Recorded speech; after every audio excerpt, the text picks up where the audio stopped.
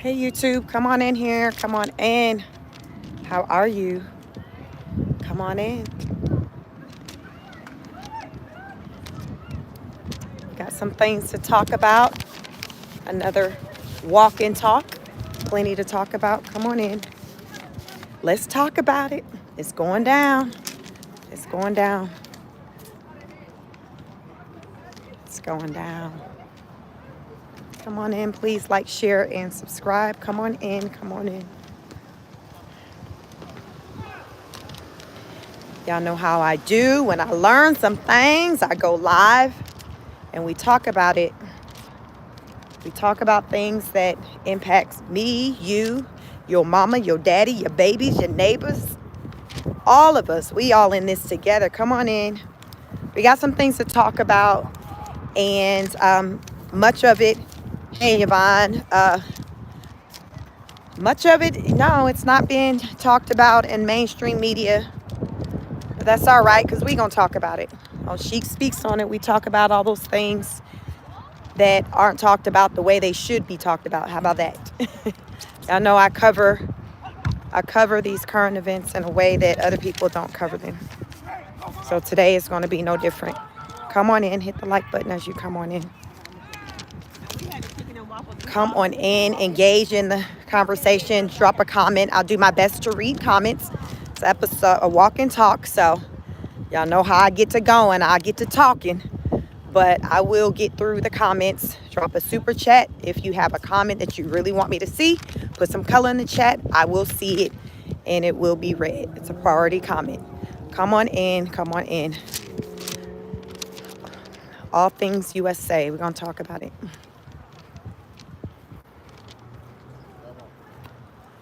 All things USA. Let me know. What are you, okay, the question. Are you aware of the seriousness as far as the issues going on between the USA and Iran? Let's start there. Hey Anna, what's up? Welcome. USA versus Iran. Y'all, it's going down. Listen, we thought it was going down with Canada and these tariffs. From what I'm seeing and hearing, that just might be the least of our concerns. I don't know. We're going to talk about it. We are going to talk about it because I've been researching the situation between the USA and Iran to see what the seriousness is, because the media really haven't been painting it like as a picture. They really, you don't know how mainstream media do. They'll downplay some stuff in a minute. And lately, you know, all the attention has been on like tariffs and things like that. But y'all, really, what y'all need to be worried about is Iran talking about having nuclear bombs and saying, who gonna check me, boo? Like, Iran really got this who gonna check me, boo energy. Trump told them, listen, I'm gonna need for y'all to come up off of them. I think Iran said they got like 6 of them. Trump like, y'all need to come up off all 6 of them. Not 2 of them, not 3 of them. I'm gonna need all of them. Iran basically said, F you, Trump, we ain't doing nothing. You ain't nobody. What you think we Canada or something? What you not finna do is tell us what we finna do. That's what you not gonna do, Trump. I'm telling you, that's the energy Iran gave Trump. Trump said, all right, then I can show you better than I can tell you. I'm gonna drop bombs on you. Bet. Iran like, okay, nuck if you buck. Fine. Do what you gotta do. I dare you, because I got something for you. I got something that you or your American people ain't never seen. If you try me. So you try me and I'll be ready for you. Y'all know for the past 4 years, the borders have been wide open. Everybody been able to come over here. Everybody has ever been able to come over here. And our primary concern, like when we have conversations centered around the borders and illegal immigrants, is the people from the Hispanic community. Y'all, Iran, listen, that ain't no Latin country. That ain't no Latin country. So what I'm saying is that, have we been worried about the wrong people over here? I'm just saying, have we been worried about the wrong people over here? Because that leader over there said, oh, Trump, you said you about to do that? Oh, okay. I got something for you that you ain't never seen before. Y'all, what that's supposed to mean? Y'all, what that supposed to mean? What it means to me is that they already didn't set up shop and they already ducked away and just waiting for the phone call. You know how you be kind of sitting on the side and you just waiting for the word to say jump, like to jump off the porch? What this is giving me, what this message means to me is that Iran has people in place already who was just sitting waiting on that phone call. How many of y'all got people, where you ain't, what they say, you ain't saying nothing but the word. All I got to do is make a phone call. All I got to do is make a phone call. Many of you got people like that in your pocket. You just got to make a phone call. I feel like Iran has people in their pocket like that too. I'm just saying because they basically told Trump, we don't give a ish what you say, how you feel or whatever. What we not finna do is come up off of our bombs, period. Now stop talking to me. Y'all ain't making this stuff up. Y'all can research it yourself, see what you find, but that's the energy that's going on. So I'm summing it up. This is the energy that's going on. Now, let me tell you who Iran. So let's take a step back. Right now, the USA is set up shop on like this island or someplace outside of Iran with Israel. So Israel is an ally to the USA. Y'all got it? Team USA, they're partnered with Israel. Iran is allies with Russia and China. Putin has hit Trump up because y'all know Putin and Trump, they like road dogs. They like, ace boon coons. Putin has hit President Trump up and was like, yo, I mean, listen, I'm gonna need for y'all to come to the table, have a conversation so we can kind of break bread, maybe have a drink and solve this because we can't have y'all going at it, because if you all go at it, Iran, listen, that's our people, Trump. That's our people. So if we go at it, I got to come in and do what I got to do. I got to come in and do what I got to do. And I don't want to do that. Y'all, how many of y'all ever been caught up in the middle of some stuff and you know how you got to respond, but you don't really want to do it? So you trying to call the dogs off, trying to say, yo, let's have a conversation because it can get funky, it can get ugly. And that's just not what I want because I'm cool with you. But my allegiance is kind of over here. So Trump's more so like, F that. I done told them what I need them to do. I hear what you're saying, Putin, but I'm going to need for them to back off. And if they don't, we got something for them. We got something for them. This is a situation we're in right now. That's how I'm summing it up. Y'all ain't going to hear it kick like that, but I'm just summing it up so you can understand where we're at. I believe, remember, we got a lot of illegal people here in the USA, and they're not all from Latin countries. I want to put that out there. They are not all from Latin countries. So Iran right now is just like, listen, Trump, like, we listen, which was good. What you got. They're not afraid. They're saying, yo, don't start none, won't be none. But if you talking about coming over here and doing this to us, oh, we got something for you. Y'all remember that energy that Canada was on about 48 hours ago? And then within the last 24 hours ago, they backpedaled. Well, Iran hasn't gotten to the point of backpedaling. They haven't gotten there yet. Right now, they still got this energy of, listen, we want all the smoke. What you got? That's the situation we're in. So I can come out here and talk to you all about that. So you will be informed on what the situation is, because mainstream media really isn't covering it like that, but it is serious. It's serious. I always say, you need to be aware, you need to be informed. I'm coming out here to talk to you all, to make you aware, make you informed so you know how to move. How to move, meaning, just get stocked up, on your food, your water, your things like that. Be vigilant. Just protect yourself the best way you can. Pay attention, watch the news, watch what's going on. Tap in, listen to what they're saying, what they're talking about. And you move accordingly. And everyone's not going to move the same way, but also everyone's going to be blindsided by a lot of things too that may take place in the world as a result of just other ish. This is where we're at. So you just want to be informed. It's not, this, what I'm telling you is not coming from a place of fear. It's coming from a place of awareness, to where I want you to understand this is where we are.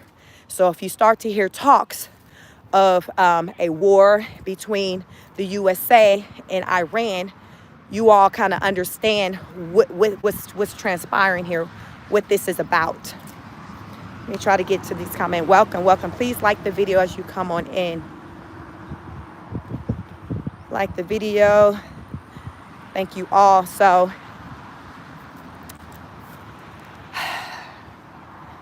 it's a lot going on, I know.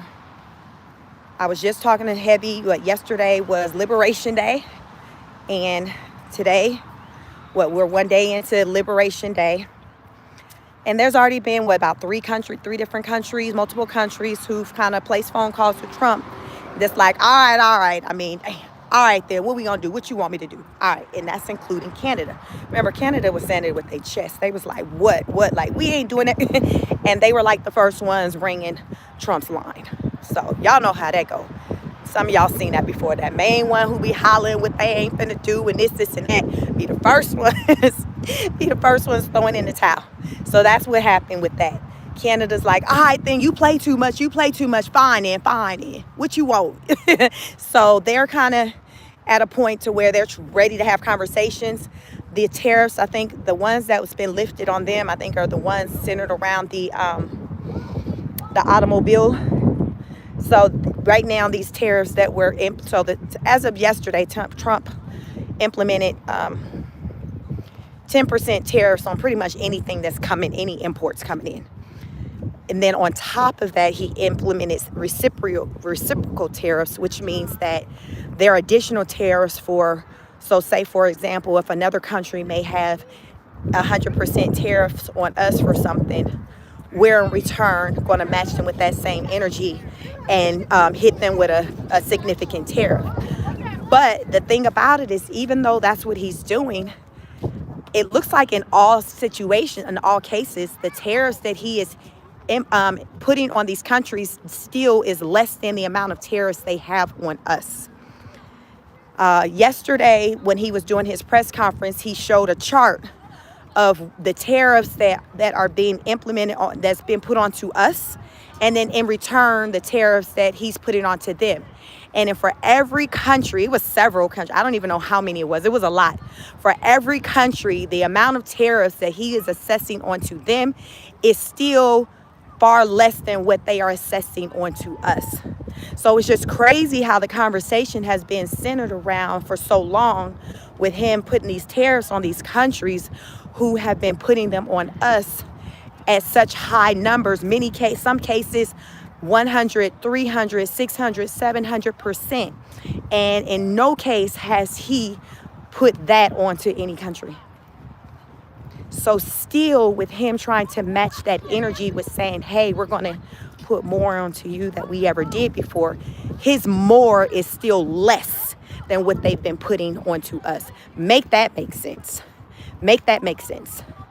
So today, with these tariffs, Canada and Mexico have, backtracked and was like, all right, then fine.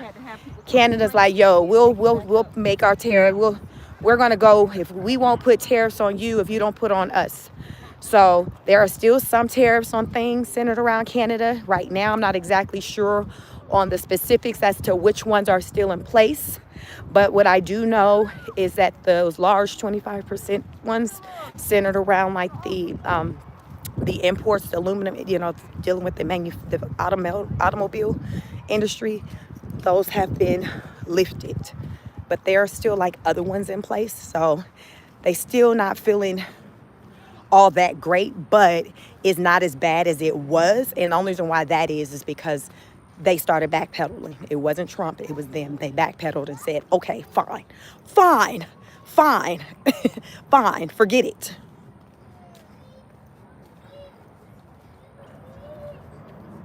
Bob, what's up? You said Canada imports all their toilet paper from America. Because it's so funny, like, right, the day before everything went into effect, they were standing on business. They were like, saying what they wasn't going to do, saying how it was going to hurt us more than them. What else they were saying? Like, oh, I hate, we love Americans, but we're going to hurt you, more than you all will hurt us. They were saying all of that literally like the day before. So what are we, Thursday? So they were saying that Tuesday. By yesterday, Wednesday, prior to Trump, even going and doing his like public forum speaking, they was already ringing his line like, yo, we need to talk. I don't know why they didn't think that man was going to stand on business. When have we ever known for him not to stand on business and follow through with what he says he going to do? The Democrats could have told him that. They the main ones be saying, listen, one thing he going to do, he going to do what he say he going to do. Whether you're here for it or not, that is what we've come to expect from him. That if he says he's going to do something, he's going to do it. So Canada, I don't know if they don't know him like we know him, clearly. They don't know him like we know him. But they know him now. They know him now. They know him now. So now it's just like, oh, I thought you was playing. I thought, I knew April Fools was coming up. I thought you was going to say, on April 2nd, April Fools. I don't know, y'all. I'm just trying to figure out why they was playing with this man. Why they playing with this man. But they have backpedaled and said, all right then. Now, okay. Don't hurt us like that now. Don't hurt us like that now. So now there's these conversations that are being had. But for the most part, most of these tariffs that he's put into place, they're still put into place. They're still there. Big Russ says, we would adjust your tariffs right back to American standards. You would be screwed without our resources. So what is given right now is that other countries are recognizing that they need our resources more than we need theirs. Because they're ringing his line. He's not ringing their line. You see how that work?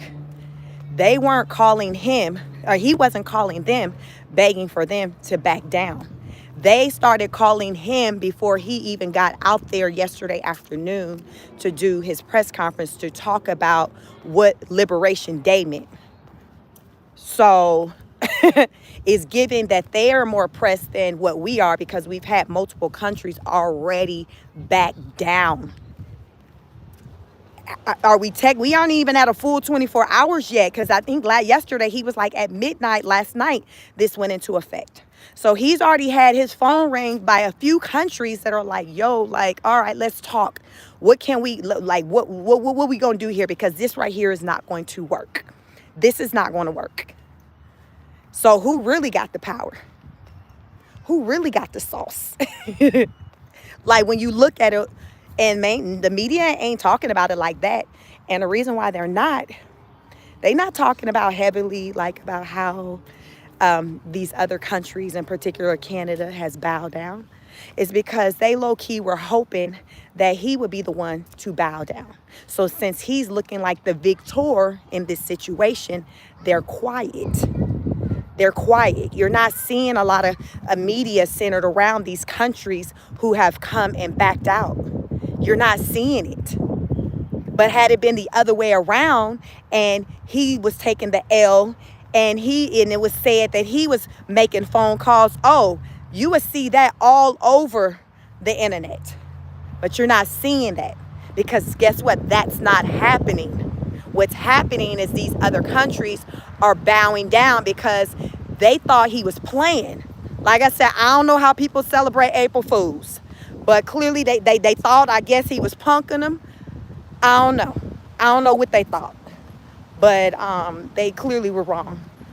They were wrong, and it took them, unfortunately, after the fact, to acknowledge that, all right, then, like, we're going to have to be the one to make the adjustment, because he's clearly not going to do it. And when I was listening to Caroline, the press secretary, when they were asking her today, like, her thoughts on all of this, She was like, yo, like this is the tactic he used when he was in the office the first time, and it worked. So y'all, like, give it, let him hashtag let him cook, let him do his thing, because this is how he got us in a better position. I told y'all, like, the first term he was in there, our inflation rate, we were down to like 1.4%. As of January, we were up to 3%. The recommendation is to be underneath 2. Remember, it was 3% as of January. Since he's been in office, it's gotten down underneath 3. So we are going in the right direction. We're going in the right direction.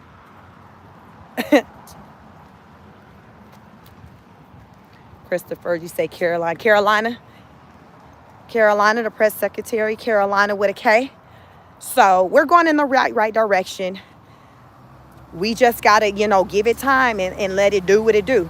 So with the Iran situation, a lot of the media also aren't really talking about that like they probably could. And I think a lot of it has to do with the fact that they understand that his energy towards Iran and wanting to drop bombs on them, they're here for it. But Lord forbids them coming out on the media and saying that they are here for what he's wanting to do to protect the USA.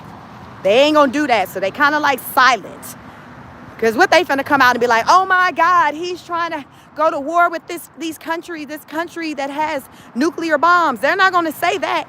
So they'll rather just kind of sit in quiet and not say nothing, because low key they know, like, well, he doing what he's supposed to do, but they don't want to come out showing support. Lord forbids that. That's just not going to happen. They're not going to come out here and show support for him. So they're just going to be silent about it. That's why I'm out here. I'm sharing what's going on with you all, so you all can go and research it yourself to see what is going on,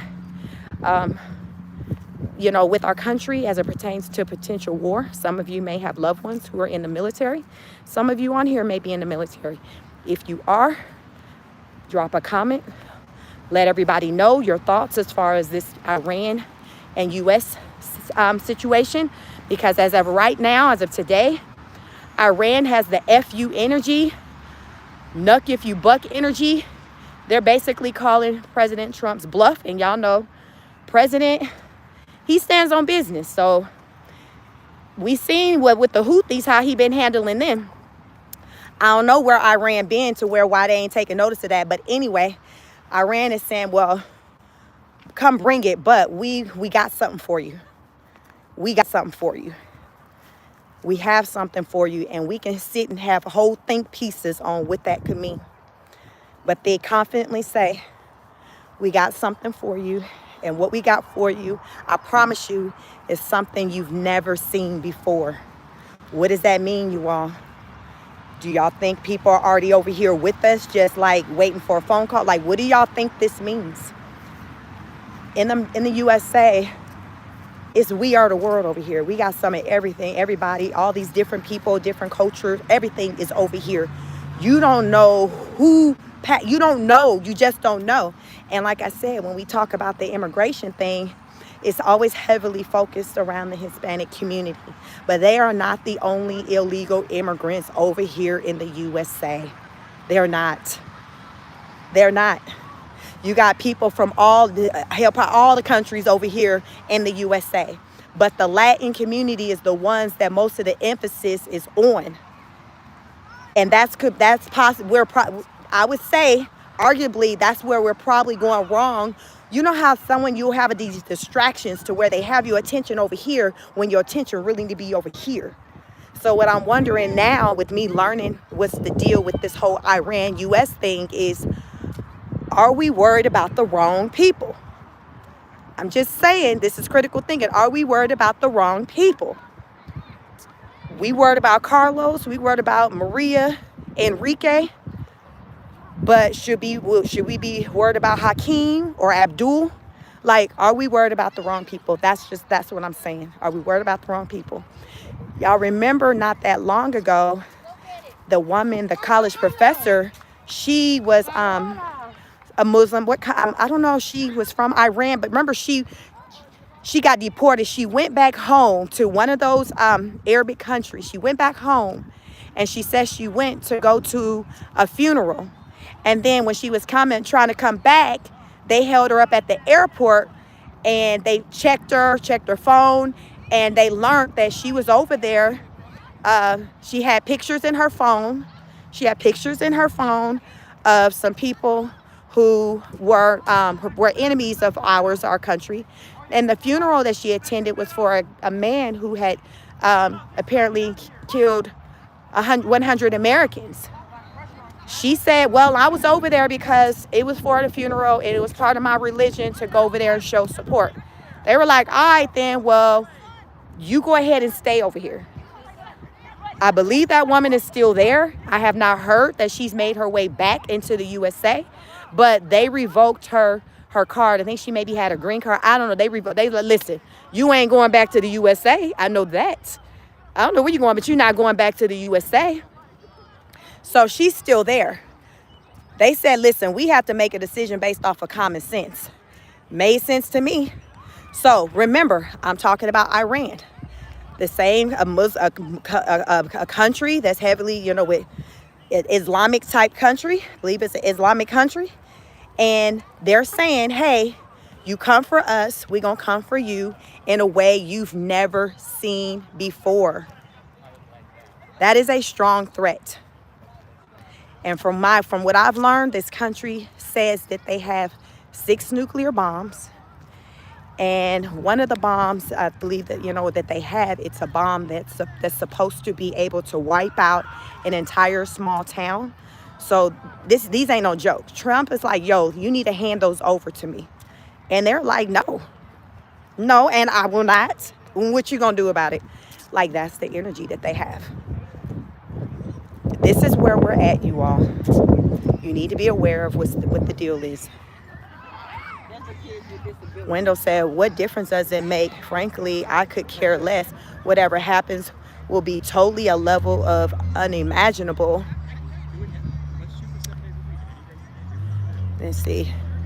Sheldon says they came and took my Hispanic neighbors and deported all, even though they all had green cards.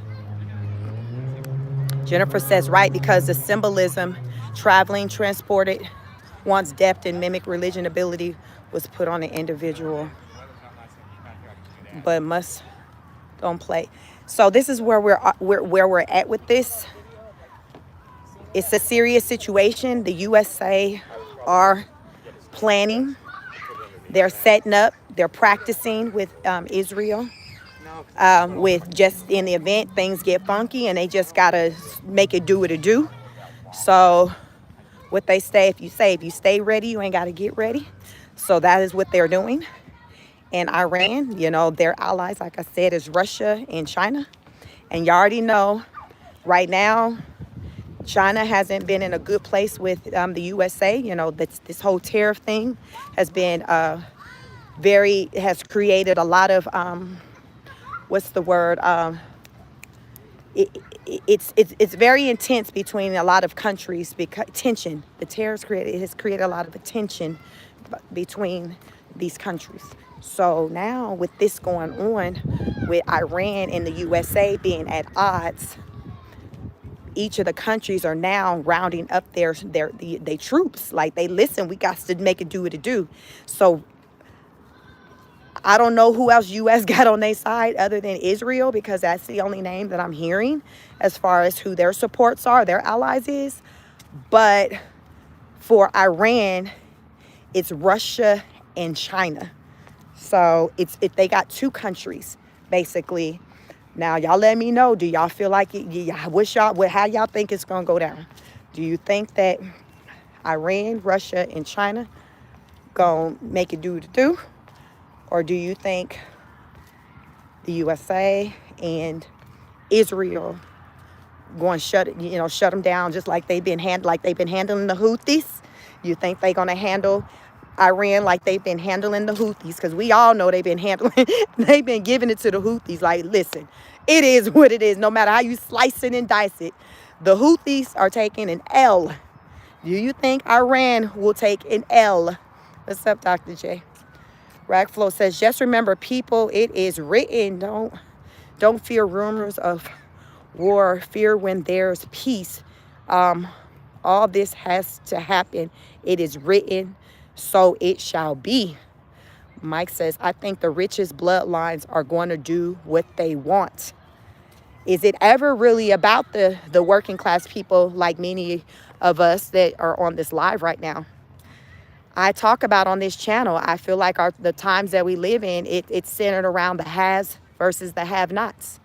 The haves are making all these decisions for the have-nots. So at the end of the day, the have-nots are the ones who really ultimately take the L. The have-nots are the ones who are actually doing the fighting. But it's the haves who are the ones making these deals, making these decisions. You see? So it's the haves that are making these decisions that dictates the have-nots. Because right now, it's either you're rich or poor. Like middle class has been gone for a long time. Many people believe that. I believe that. Like it's not even a thing. That's why I say the haves or the have-nots. Our society is heavily centered around social economic class, not race. Like you still have racism, but to me, the larger issue in our country, in the USA, because this is just where the only country I've lived in, I believe the largest issue, the bigger issue is surrounded by social economic class. The haves versus the have-nots versus black and white. I don't think that's been the larger issue for a long time, even though I feel like it is an issue in our country. It's just not it's no longer, I feel, the bigger issue, if that makes sense. It's not the bigger issue. It's not the issue that you see more people rallying behind. Like when you pay attention to the news, the media right now, you see different people, types of groups of people coming together, and their commonality is their economic situation, not having money, not having jobs, struggling, can't afford to pay your bills, your rent, your car note. Those concerns have nothing to do with skin color. You're going to see someone with my skin color and someone with this skin color walking side by side, holding signs up, talking about their struggle. That is the larger issue to me in the USA. That's the larger issue. Those are the people who are now banding together. Those are the people. When the last time you heard it, Black Lives Matter, that being a thing where people walk in the streets centered around Black Lives Matter, something race associated. No, you don't see that. You're not seeing that because that's not the larger issue right now in our country. I'm just saying, listen, this is what my observation is. So you're seeing people band together in ways we've never seen before. Because this is a time where it's not even centered around race. It's centered around survival. What they say, survival of the fittest. Folks, people out here are just trying to survive. They're trying to live. So keep that in mind as you're just getting through. Like, remember yesterday I was complaining. I was saying, the gas in my community, like literally overnight had jumped from like $2.95 to $3.20. Now it's gone down like 5 cents. So it's gone down some. And my thought, I guess maybe it hiked up the way it did. It was going into the whole tariff thing, and people just how you panic. So those who were in control of the oil was like, oh snap, and they just went into panic mode and raised the cost of fuel. But once the tariffs things got put in place, they're like, oh, okay, well, it doesn't seem to be maybe like that bad, because remember, some of the countries are starting to back down. Now, I will say that there has been a dip, as far as with the overall economy and the numbers around the world. Those numbers have gone down, but there are countries, like I said, who are ringing President Trump's line saying, hey, we're wanting to talk. We want to have a conversation. We want to see, okay, what we can work out. Like, what can we work out? That is what Canada did, and that's apparently what Mexico did. And I think there's another country, I don't know if that was India, but it was another country that also did that, where they rang Trump's phone line and said, hey, we're ready to talk. We want to talk. We want to see how we can make this work for everybody, how we can get rid of these tariffs or lower them. Like, let's talk. So he's having conversations with some people. And that was his whole reasoning as to why he implemented the tariff anyway, because he wanted to get these countries, these leaders' attention to say, hey, I can show you better than I can tell you. I've been trying to tell you, but you wasn't trying to hear. So now that I got your attention since Liberation Day has come, all right, then we can talk, but we really didn't have to make it go this far. We really could have had this conversation before April 2nd. But now that you're ready to have this conversation, let's have it. But this is what I'm going to need from you. This is what I'm going to need from you.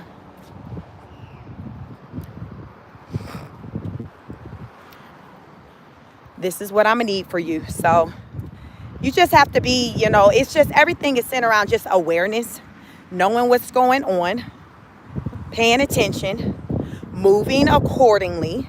And when I say moving accordingly, you move in the best way that you feel fit for you and yours. Because the way you move and the way I move could be completely different, but you're still doing the best, what's best for you and your family. That's all I say. This channel, I don't ever tell people what to do. I bring information to make you aware so you know how to move. You know how to make decisions. You know when to move. I encourage you to seek out information for yourself. Seek out information for yourself. Don't go off of what someone tells you. You say, hey, this person said this. Let me go do my research, do my due diligence, and see what they're talking about. That is what smart people do. That's all that I do. I hear things, conversations about things and how things are going down. I go explore and see what's really going down. Because as many of you know, everything don't always make it to mainstream media. Hence why you have all these other media outlets. All these other media outlets. The ones who are not vested in trying to keep things hidden and a secret.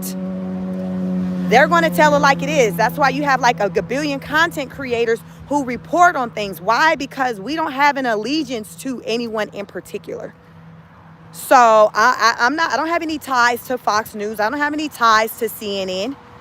So I can move how I want to move and say what I want to say.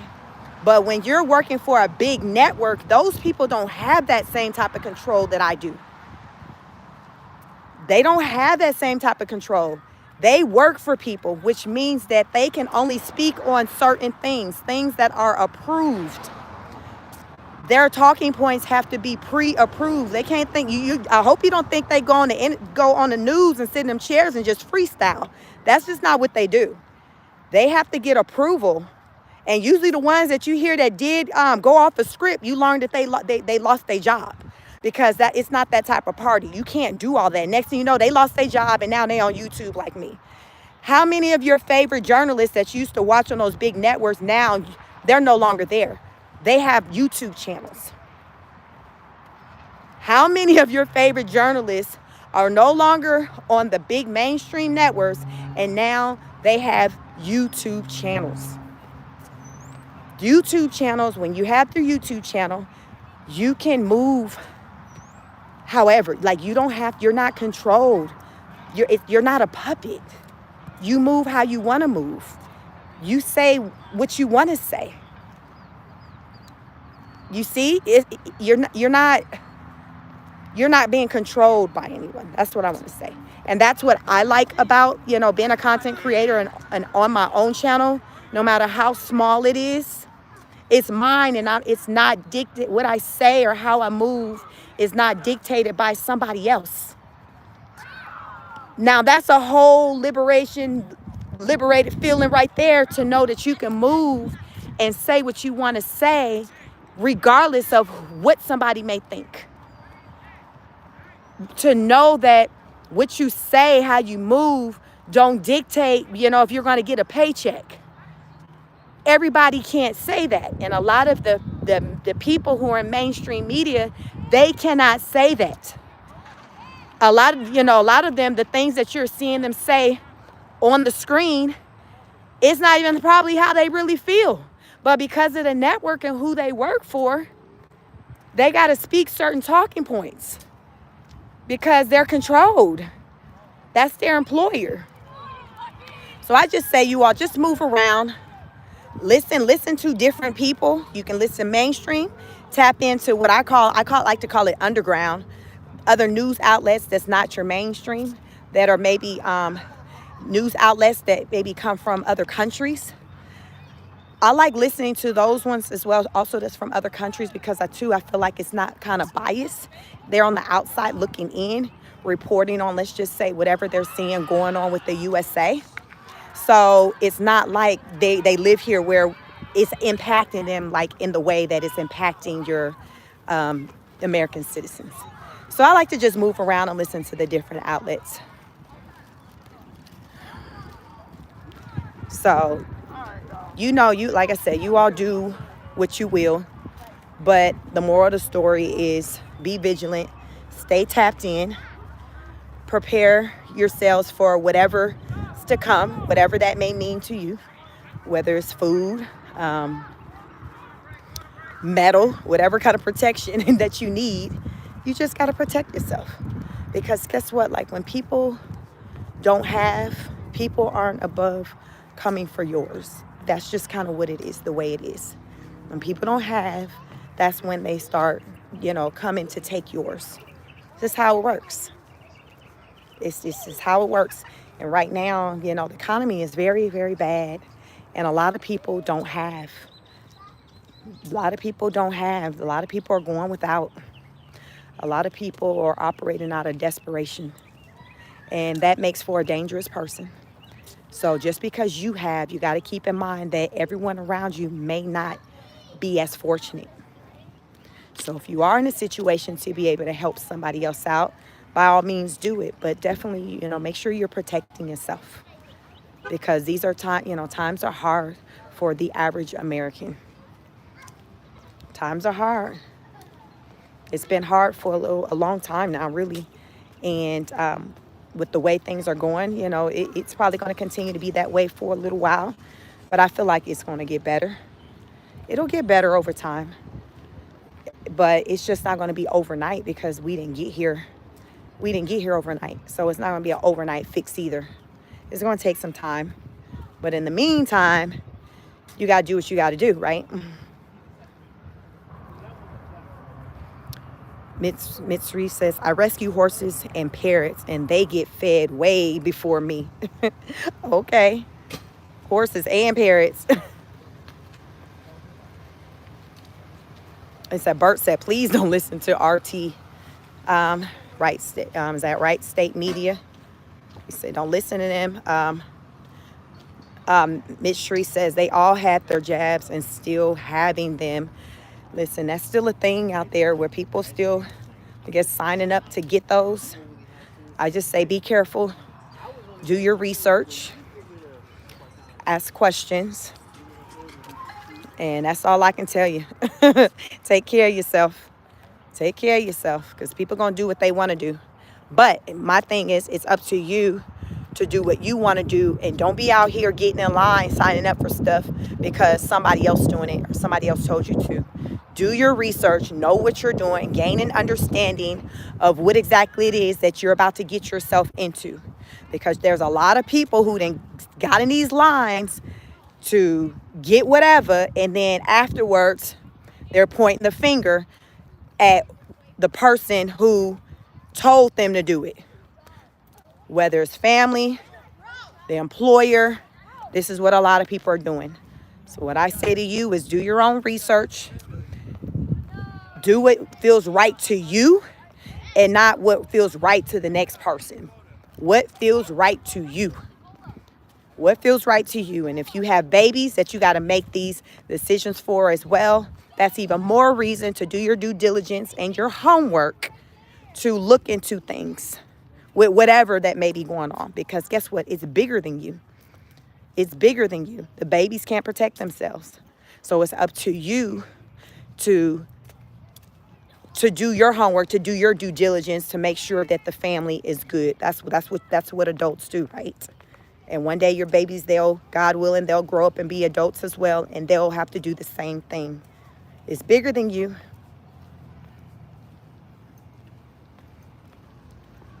It is bigger than you. Tim and Miranda says, and make sure you don't announce to everyone you know what kind of stock or provisions you have, and help if you can, but don't alert others to what you have. It could make you a target. Amen to that. You don't have to go around announcing everything, talking about like what you got. A lot of people go wrong that way. You see a lot of celebrities and these rappers and things. They do it all the time. They do it all the time. I don't know what it is. You got a lot of people who feel like they ain't got it unless they announce it and the world knows they got it. There's this thing. This is what you call with moving in silence. Move in silence. That's what smart people do. Smart people who like to continue to have what they have, who want to continue to be here in the now, walking, being able to walk in this park, be here in the physical form. People who move like this, they're not going to be going out there telling everybody what they got going on. So, great point, and Miranda, great point. What is that? Paulie Goss says, sending prayers from Russia. We all have to mature enough to protect ourselves and each other. Russia. So, I'm Paulie. Let me see. Polygot, you said you're in Russia. Do you have an opinion as to what's going on between Russia and the USA? Because right now, Russia, from what I've learned, they're allies with Iran. So if Iran does go to war with the USA, then Russia is like, yo, like, we right here with you. We riding out with you. We are riding out with you. You riding out with you. We all riding out into the sunset. It's going to be the wild, wild west up in here. The wild, wild west. So that's why I say we have more than kind of just the tariffs to be concerned about. We have this going on as well. So just got to pay attention. Be tapped in. Help however you can. But also, move in silence. Meaning that everybody have to know what you got. If you got like a stockpile, you got a lot of food, a lot of ammo, any of that. You do not have to broadcast that. You don't have to say that. Someone asks you how you doing, just be like, okay, I'm good. I'm cool. Thank you for asking. You do not have to elaborate. You do not have to elaborate, because sometimes that's what people do. They're testing you. They're getting in conversation with you to see what you got popping. That's what they'll do. People will test you. They will test you. They'll see, okay. Because what they say, you let somebody talk long enough, guess what they'll tell on themselves. You let people talk long enough, they'll tell on themselves. People do it all the time. I get so much information from people just out of regular conversation. They just talk and just get comfortable and just share. And it's not that I specifically maybe ask certain questions. It's just that people will just talk. If they feel comfortable, you started out maybe with that one right question that led into the other things. Next thing you know, you got all the tea. You have all the tea. So be mindful of that when you are in conversations with people, especially if it's people you're not super comfortable with like that, where as far as you've built trust there. Be mindful, because even sometimes they'll get you too. But what I'm saying is you definitely don't want to be jaw jacking with the man in the line at the Costco. That's just not what you want to do. You don't want to do that. You don't want to do that. Keep it brief. Keep it high level. You don't need to go into details. You do not need to go into details. Toby says, hey, from the UK. What's up, Toby? How are you? Truman says, beautiful queen, smart and walk it out queen. Stay away from media. Research everything. I like that comment. Research everything. I do a lot of research because I have to prepare for these lives. And there's so much that's going on in the world. Hi, Skylar. There's so much going on in the world. So I have to kind of really do a lot of research to get an understanding. So therefore I can come out here to you all and to talk about it with you all. and also rely on you all giving your comments as well. And people tap in from all over the world. I have people who watch my content probably in almost all the country. Like, they're everywhere. People from everywhere find my content. Many of them leave comments. And it's a beautiful thing. And that's what I really like about being a content creator, being on YouTube, is that I can tap in with people from all over the world and really get an honest opinion about what's really going on there. Boots on ground. And that's one thing too I like about content creation, as far as with your other like people who do content creation, whether it's TikTok, where they're doing their videos from these other countries. They're talking about like what the real deal is, not what the media wants to put out as being the situation. So I like to see content where it's just your regular, everyday working class person talking about what's going on in their neck of the woods, in their communities, wherever that is in the world. Because to me, that's going to be your more authentic, real take on what's really going on. Not, okay, well, what Fox said, what CNN said. But when you're seeing Lisa in the UK saying, yo, let me tell you what's going on in these UK streets, like that means a lot. Because they're like, yo, regardless of what they're trying to say, as though it's not bad, like it's bad out here for us. And I'm seeing and hearing that that's happening a lot in countries to where the media will be like, oh, Canada, they're good. They don't need to be a part of the U.S. You know, stop saying that. But though I'll see videos of Canadians or hear about videos with Canadians saying it's hard out here for a pimp. Like they're saying it's hard too out here for us. And how we have to cross over into the U.S. to do our grocery shopping because we can't afford food in in Canada. And it's been like that well before, you know, Trump became in office. Yes, it's hard out here even still for us to get this free health care because everybody and their mama in line for that free health care. Y'all know when stuff is free, the line is going to be longer. So really, are you really benefiting for something that's free when you're in the line forever and a day? And I've heard that there are many people who have lost their lives as they await for this free service.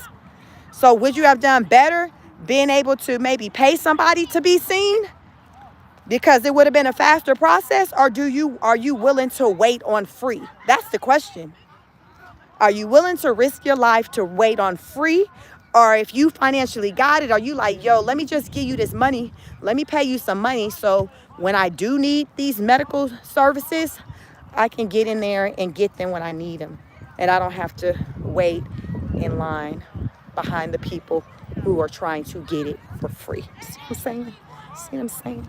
So when you listen to the people who are actually boots on the ground in these communities, you learn the real deal. And a lot of times, the real deal version is very different from the mainstream media version. It is. Which one is the truth?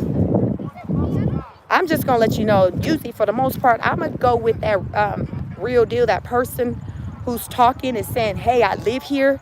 This is my experience. I'm going to put more weight into that versus a journalist sitting inside of a studio telling me what's going on. I'm just saying. I want to hear from the person who's there. I want to hear from the eyewitness. I want to hear from the person who was involved. That's the person I want to hear from. That's the person I want to hear from. Not someone who's going to spin a narrative because, well, that's just their job and they got to tell it a certain way. That's why you got to be careful, like, who the source is. You got to be mindful of who the source is. That's why I just say move around.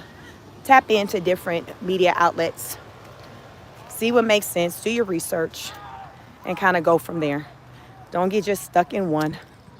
Research the background, who's funding these news outlets, because a lot of times that'll be telling as well when you see who's funding these particular news outlets. Because a lot of times the people who are funding these news outlets, there may be big supporters of someone that another person may be going against, say if it's politics or something. It could be someone who's funding, say, CNN, who's against Trump. So, okay, well, Since the boss says, listen, I don't like Trump, the boss says we have to report the news in this type of way. You all, that is a thing. That is a thing.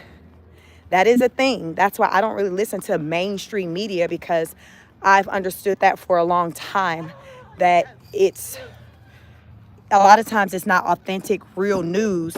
It's just kicked to us in a way that's designed for it to be delivered. It's designed to be delivered that way. Tim Miranda says, I agree. For example, if I was an alcoholic, I'd rather get help from someone who's been there and beat it instead of someone who's never had a beer. Makes sense to me. Apollo says, it goes to red, have free health care, free education, and clean communities. Be right back. All right, Dr. J.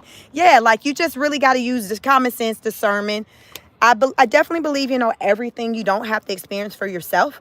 But if you have conversations with people who have experienced certain things, like you can learn so much from them, because they're kicking it to you. They're like, yo, like, this ain't what you want. This is not what you want. This is not the lifestyle you want. And people will, make decisions based off of that person's testimony. Like I heard, many of you may be familiar with the popular comedian in the USA, Cat Williams. And when he was on, he did an interview last year that went viral with Shannon Sharp. His YouTube channel is Club Shay Shay. And he talked about, as at a young age, meeting homeless people who would tell their story and say, why they were homeless. And a lot of it was rooted around drugs and alcohol. So he said because of that, it had him to say, you know what? I don't want any parts of that, because this is what I've come to see happens to people when they become addicted to these substances. So let me just stay away from that, because I don't want my life being like this. So he said he's made the decision, he stayed away from those things.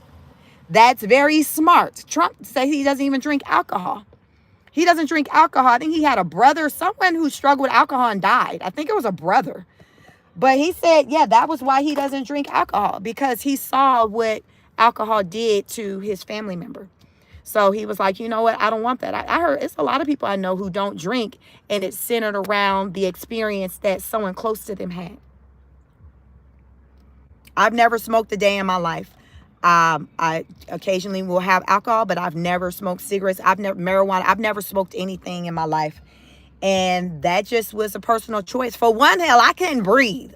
I grew up as an asthmatic, so I didn't need nothing interfering with my breathing. I was already struggling. So I didn't want to smoke, because I felt like that was just something that was just going to create more problems. So that was the root really behind like just why I just didn't smoke. So now I'm 44 years old, like I still don't. Asthma, occasionally I'll get it. It's very rare where I'll have to need an inhaler, but I'm sure I was just trying to breathe.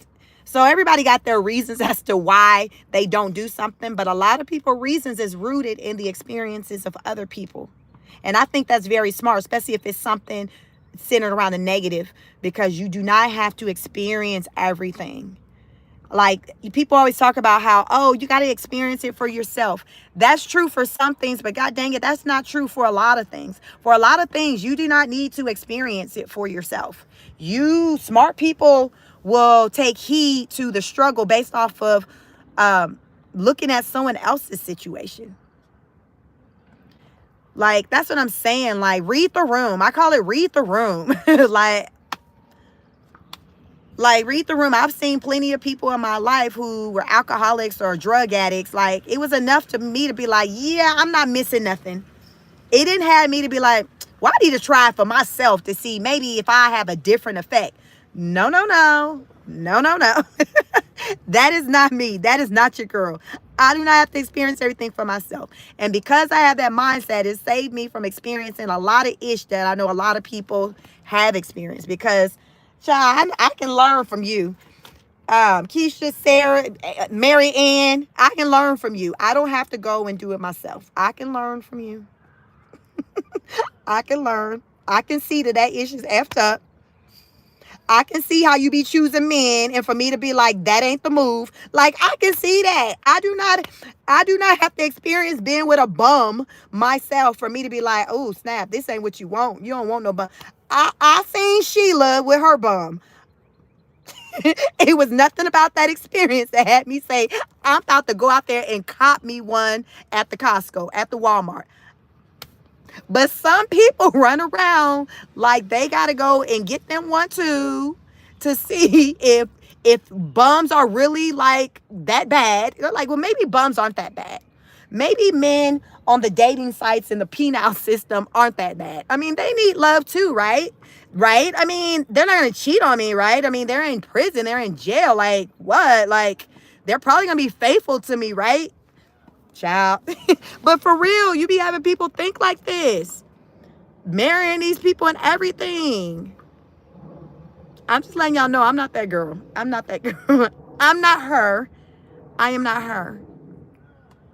I am not her. But that is a lot of people where they got to be like, they got to see for themselves. They like, well, hell, if they got this man and he in the penal system and he got a dating profile and he say he lonely, well, I'm lonely too. So we just two lonely people getting together. I mean, I don't see what the problem is. Her last words. Her last words. I told y'all not that long ago, a woman who went to see her husband on during the conjugal visit, and she didn't leave because he done doggone took her out. I ended up learning there was a second case too where the same thing happened. Another woman went to see her husband and he took her. I don't know what's popping off at the conjugal visits. I don't know if the conjugal visits just ain't giving what it used to give. I don't know. But a lot of these women, they ain't leaving the facility following a conjugal visit. So ladies, I don't know if that's what you want. I don't know if you want to go old school and write you a little letter, or if you want to just go and see them between the bars or whatever, between the glass. But yeah, it just seems like these conjugal visits just haven't really been given what it used to give. I'm just saying these conjugal visits hitting a little different. They a little different. They are a little different. They are a little different. It's a different type of experience.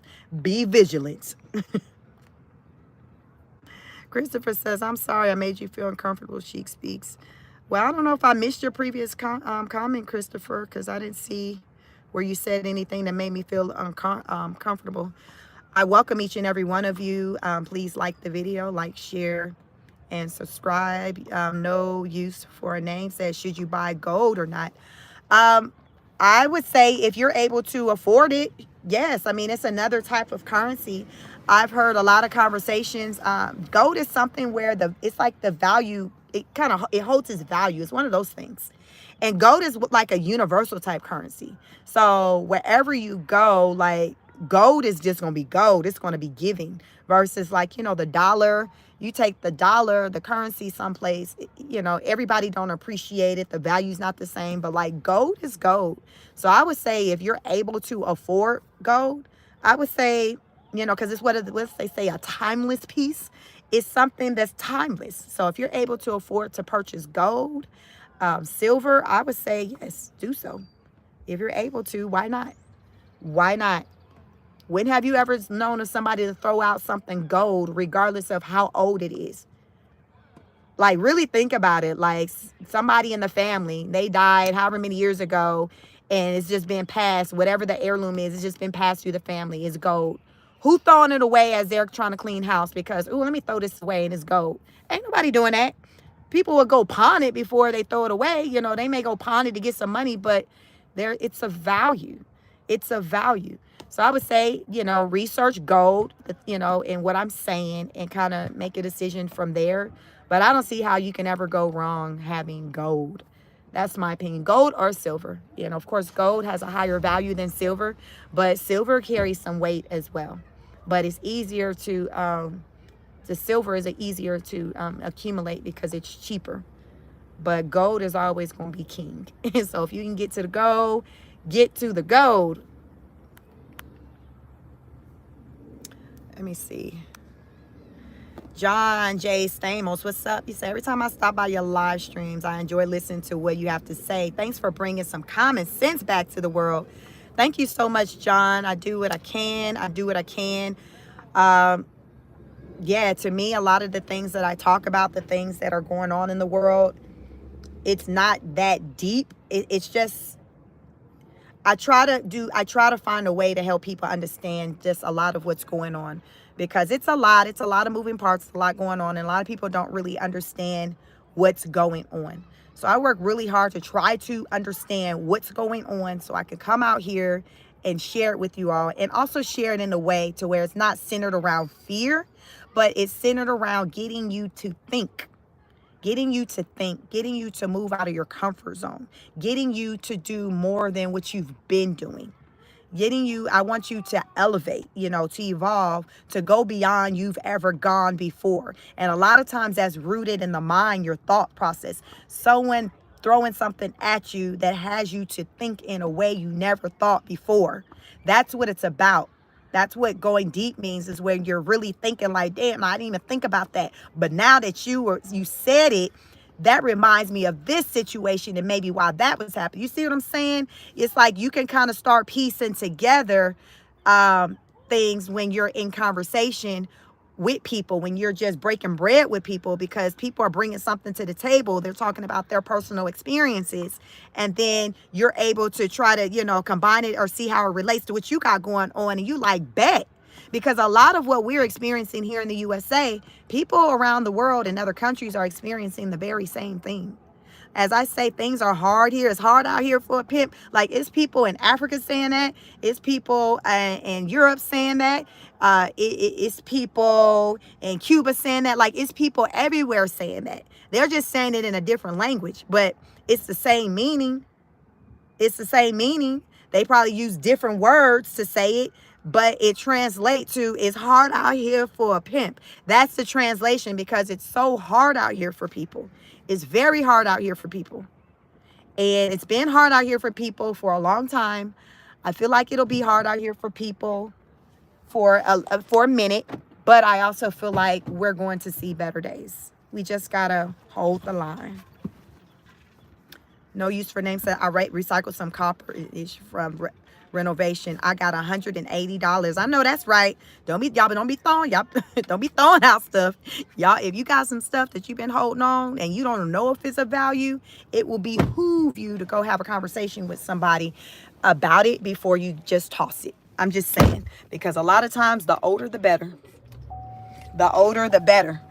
I occasionally with my husband will go into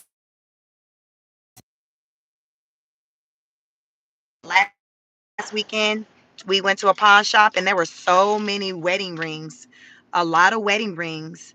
They said that a lot of women have been coming in, like, selling their wedding rings, because times are so hard to where they're getting rid of things that they don't need. And hell, I guess a lot of these women, they don't need the man no more. So they got rid of the man and the ring. And some of them probably still got the man, but got rid of the ring. I don't know. Ain't my business. But the moral of the story is that man said, hey, come back in a week. We have a larger collection. He said, come back in a week. We're going to have a larger collection sheet. You see something you like, all right, come back in 7 days. I'm sure you'll see something you like. That's how hard it is out here for people. Child. I'm just saying, y'all, I be coming out here just reporting what's going on, and you do what you want to do with it. But I don't come out here to lie to you or nothing like that. Like, yo, like, it's hard out here. So if you have, most people in their communities, they have pawn shops. Go check out a pawn shop in your community. Check out a pawn shop, because for one, when you go in there and you see the items that they have for sale, it'll give you an idea of just how bad things are when you just see the collection. And then not only when you go there, I challenge you to have a conversation with the people there. Because like I said, I was just looking at the wedding rings, trying some on, and the gentleman just started talking and saying, just, yeah, we normally don't have this many rings, but people just been coming and bringing their rings, because his words, he was like, times are hard. And listen, this is what he said. This is what I talk about. He said, this is why they come in there. He also told me like they watches, he was like, yeah, we don't collect watches anymore here because no one uses watches. No one wears watches anymore. Like people only wear like a Apple Watch or something. But you know how they said they only take Rolex watches. He said that. He was like, we will only accept Rolex watches here because people don't wear like watches like that. He was like, my son, he doesn't like, he wears like well, he said he doesn't like Apple, but he wears another watch that's comparable to Apple. But people aren't wearing those fancy, expensive watches like that. Not your regular working class person. Like when I usually see people wearing a watch, 9 times out of 10, it's an Apple Watch. It's an Apple Watch. So have conversations with people when you're out and about. Don't be astray. Just be casual and just talk to people because people will just let you know what's going on. It don't have to even be. So I challenge you to get into a conversation with somebody that doesn't look like you, meaning someone who's not of the same ethnicity of you. Like just have a conversation with them. Talk to them about just whatever, whatever because what you're likely to learn from that conversation is that they're not too far, the way they're living their lives, it's not too different from how you're living your life. The thoughts that you had, the struggles, the concerns, it's not that different. You'll learn that. You'll learn that you have more in common with people than you think you do, and that you were just assuming that because they looked a certain way that their experience in life was one way when that's so far from the truth. And a lot of times like we run around like we just what they say we run around judging a book from its cover, by its cover. You can't do that because there are a lot of people out here that just are struggling and just going through it just like any of us are, like they are, and you just wouldn't know it. You just assumed that everything was all good with them when they're like, no, it really hasn't been all good with me in a long time. Or some of them might be like, it ain't never been all good for me, and you might be clutching your invisible pearls because you're like, well, why? I mean, you look a certain way. I would think that life would be easy for you because of, you judge them because of how they looked. And they're like, no, I don't know why you think that. I don't know why you think that. So y'all better be talking to these people. Just be friendly when you're standing in line at a grocery store. You can just ask them like, hey, how are you doing? How are your day? Just real basic, y'all. It's not that deep. It's not that deep. But what I'm trying to tell you is that by doing these little things, it has you to learn a lot about people, what's going on with people. It can be life changing. It can be life changing. Each one teach one. That's what I say. More of the story, each one teach one.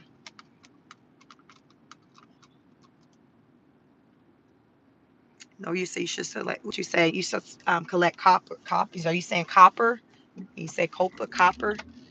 What they call it, precious metals. If you're able to collect any type of precious metal, I would say to do that.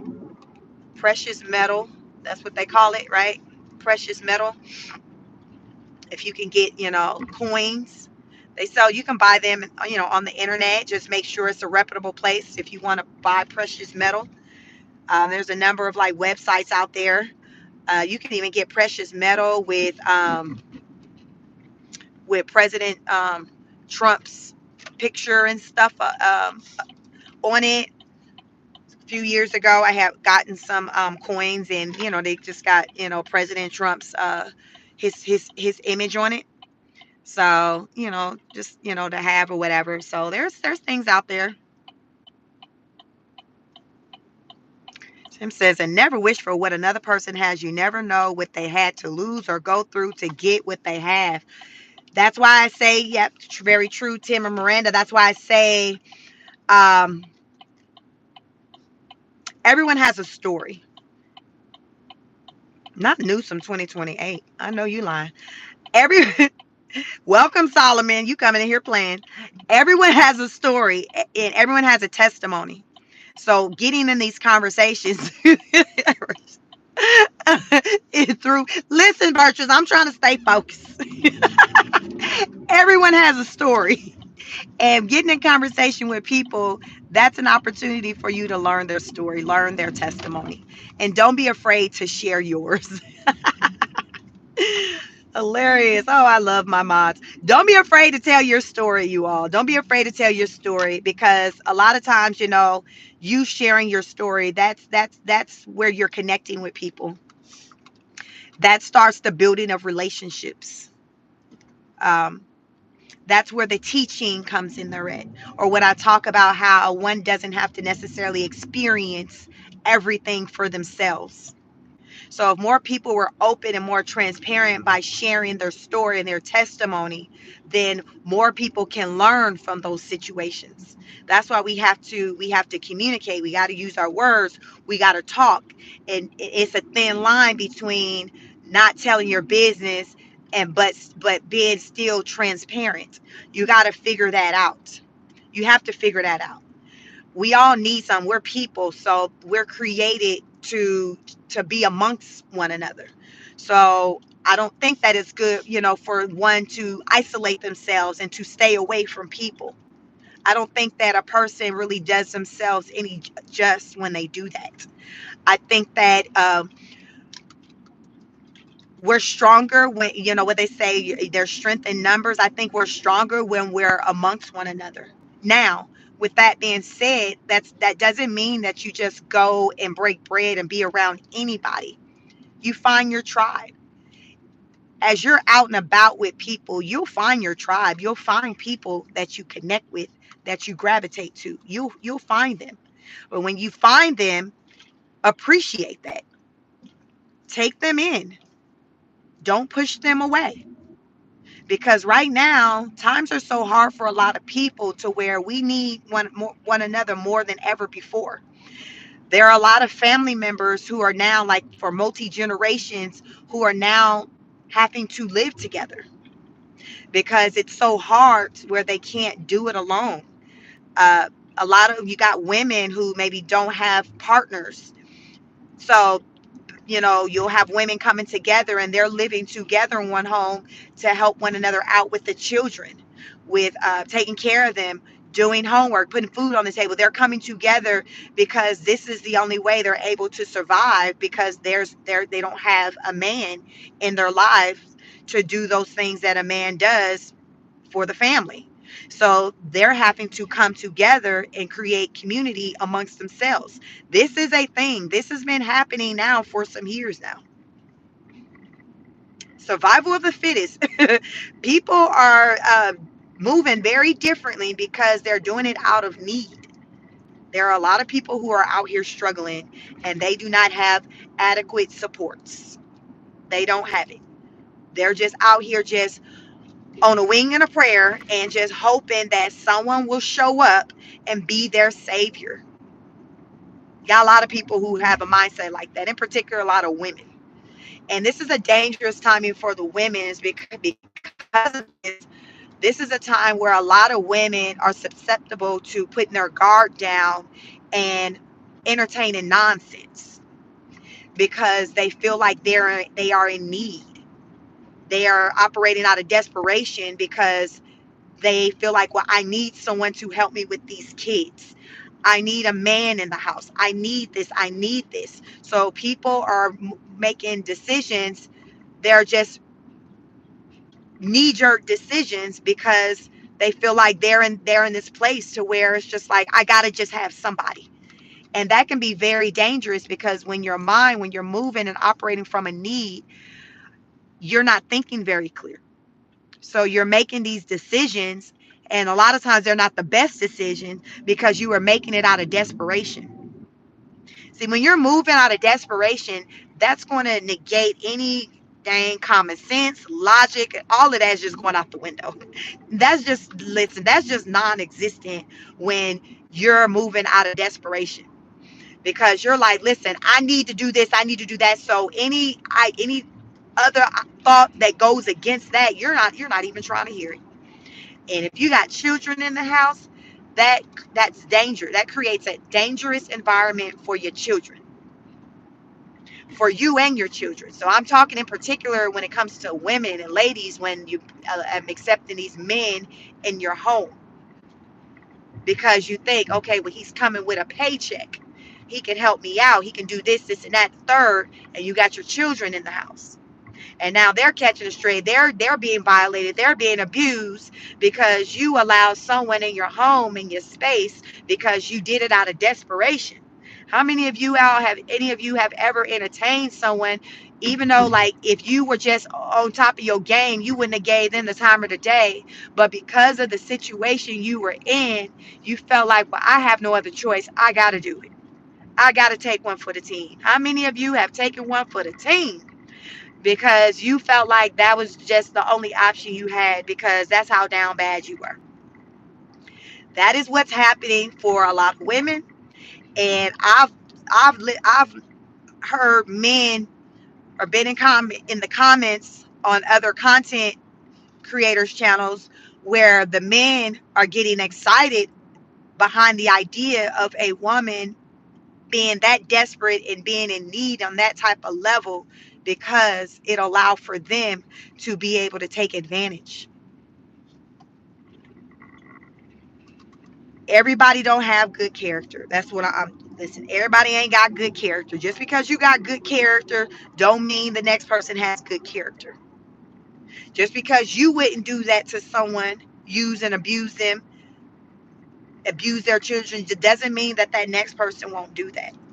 But there are people out here, predators, who are excited and salivating at the mouth at the thought of someone, a woman, being in a situation to where she's in need.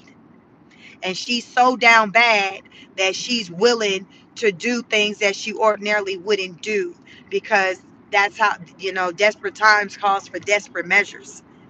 And this is the place that a lot of people are in to where they feel like their times are so hard to where they're having to compromise themselves in the way that they've never done before because they're living in times that they've never seen before.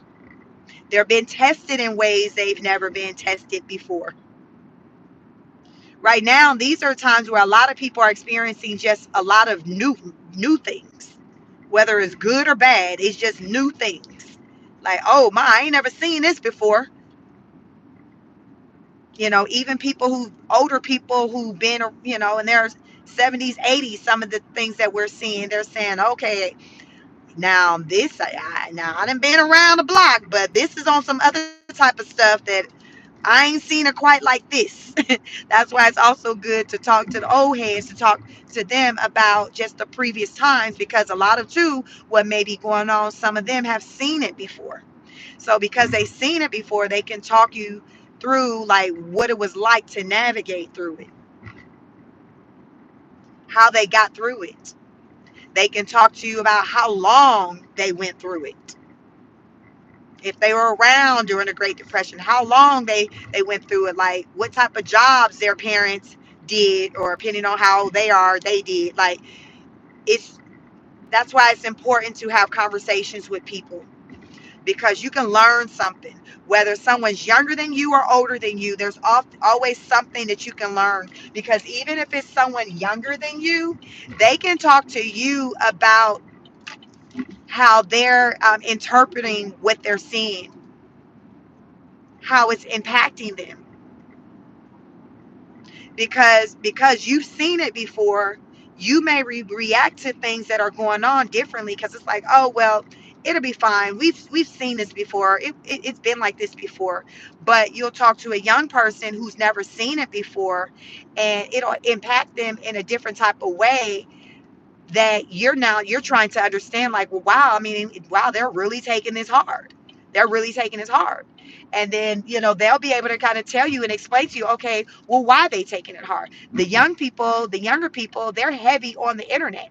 So a lot of them can talk to you about just the internet and the things that they're seeing and hearing on the internet that maybe have them to be feeling the way that they're feeling. They're tapped in a way that maybe you're not tapped in because they're heavy on the internet. So they're communicating quite regularly with people from other countries, other regions, in a way that you're not. So they're aware that, okay,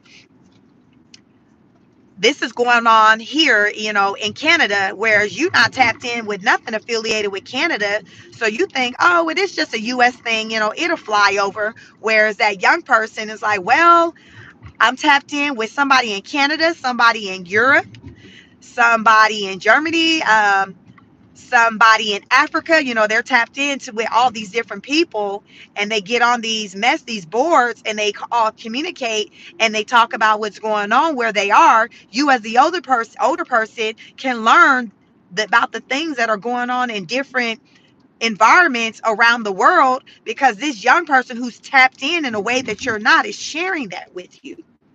So there's always something that we can learn. So I always say, internet, YouTube content creation, there's the good and bad with any and everything. It's just how you use it. And I really think that when it comes to the internet, it's more good than bad. But again, it's how you use it, because being on the internet allows for us to tap in with people from around the world and to learn what's going on. That's awareness, right? Because we dang sure cannot rely on Fox News or CNN. I'm just going to listen. Don't be running around here and using that as your only outlet for knowing what the heck is going on, because you'll be messed up. You will be messed up. You will be messed up. You'll be out here looking crazy when you come to learn the real deal about what's really going on. You be down bad. So don't do that. Move around, tap in with different types of news outlets and see what they talking about, and do your research. If they say something that catches your ear, deep dive in it. Go deep dive. Go down the rabbit hole, and see what this is really about. I do it all the time.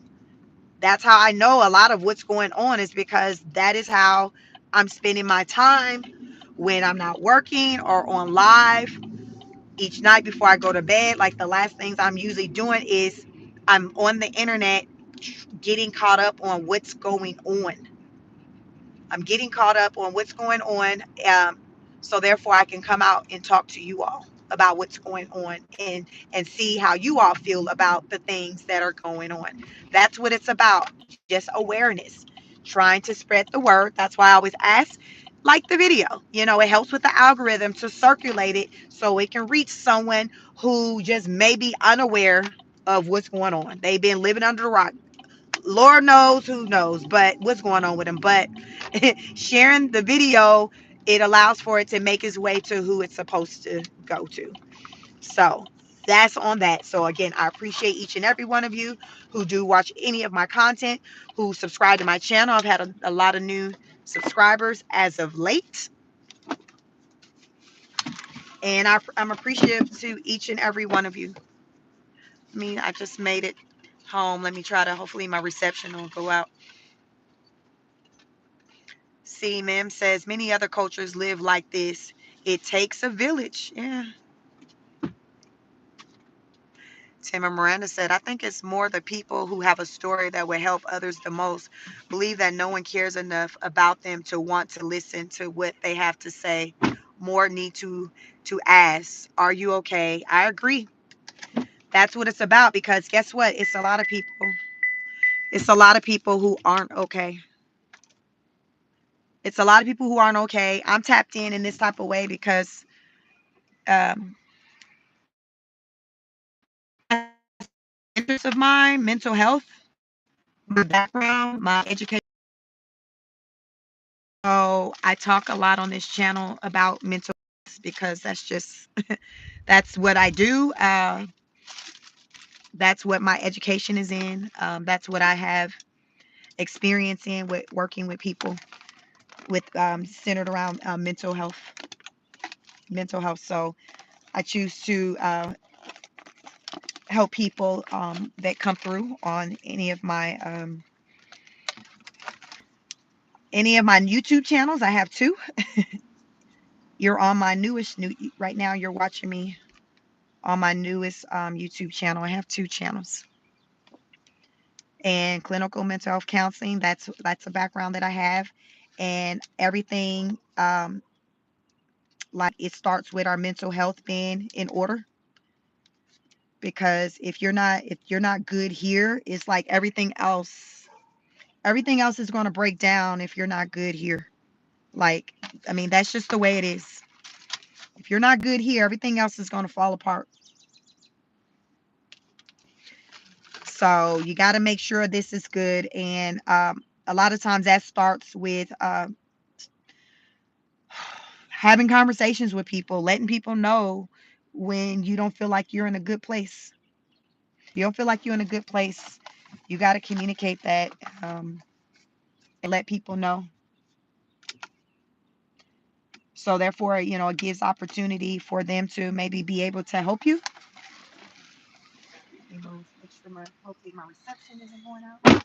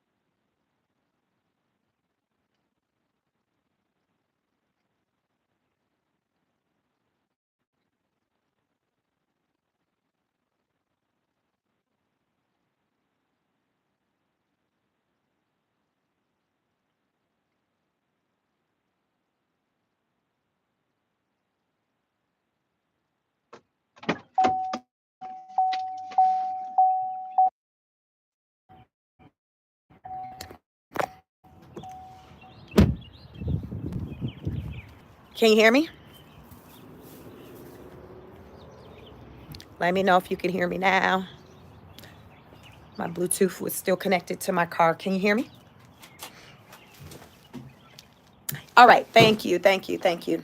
So what I was saying is like mental health is so important. When I was in school working on my counseling degree, we were taught that it's important for mental health professionals to also have a counselor, a therapist, or someone on deck to talk to, because you're taking in so much. You're listening to people's stories. Like, what do you do with that? We're human too. So you have to. It's called self care. Thank you so much. You all can hear me now. This is self care. I encourage you all to prioritize your self-care, which means when I sometimes on this channel I'll say take care of home. Take care of home. When I say take care of home, that means taking care of you first, because if you're not good, no one else is good. So if mama not good, daddy not good, no one else is good. So you got to make sure you take care of you. Sometimes I'll refer to taking care of home in reference to our country.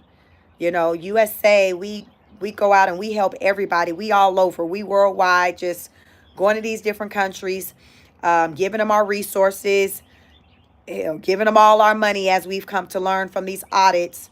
But we're not taking care of home, meaning that there are so many people in the USA who are going without, who need food and shelter and clothing.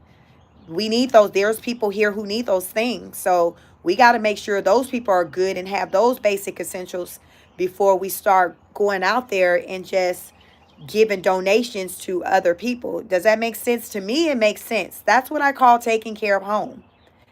That is what I call taking care of home. How do you go out there and just be the superhero to all these other countries, nations, or whatever?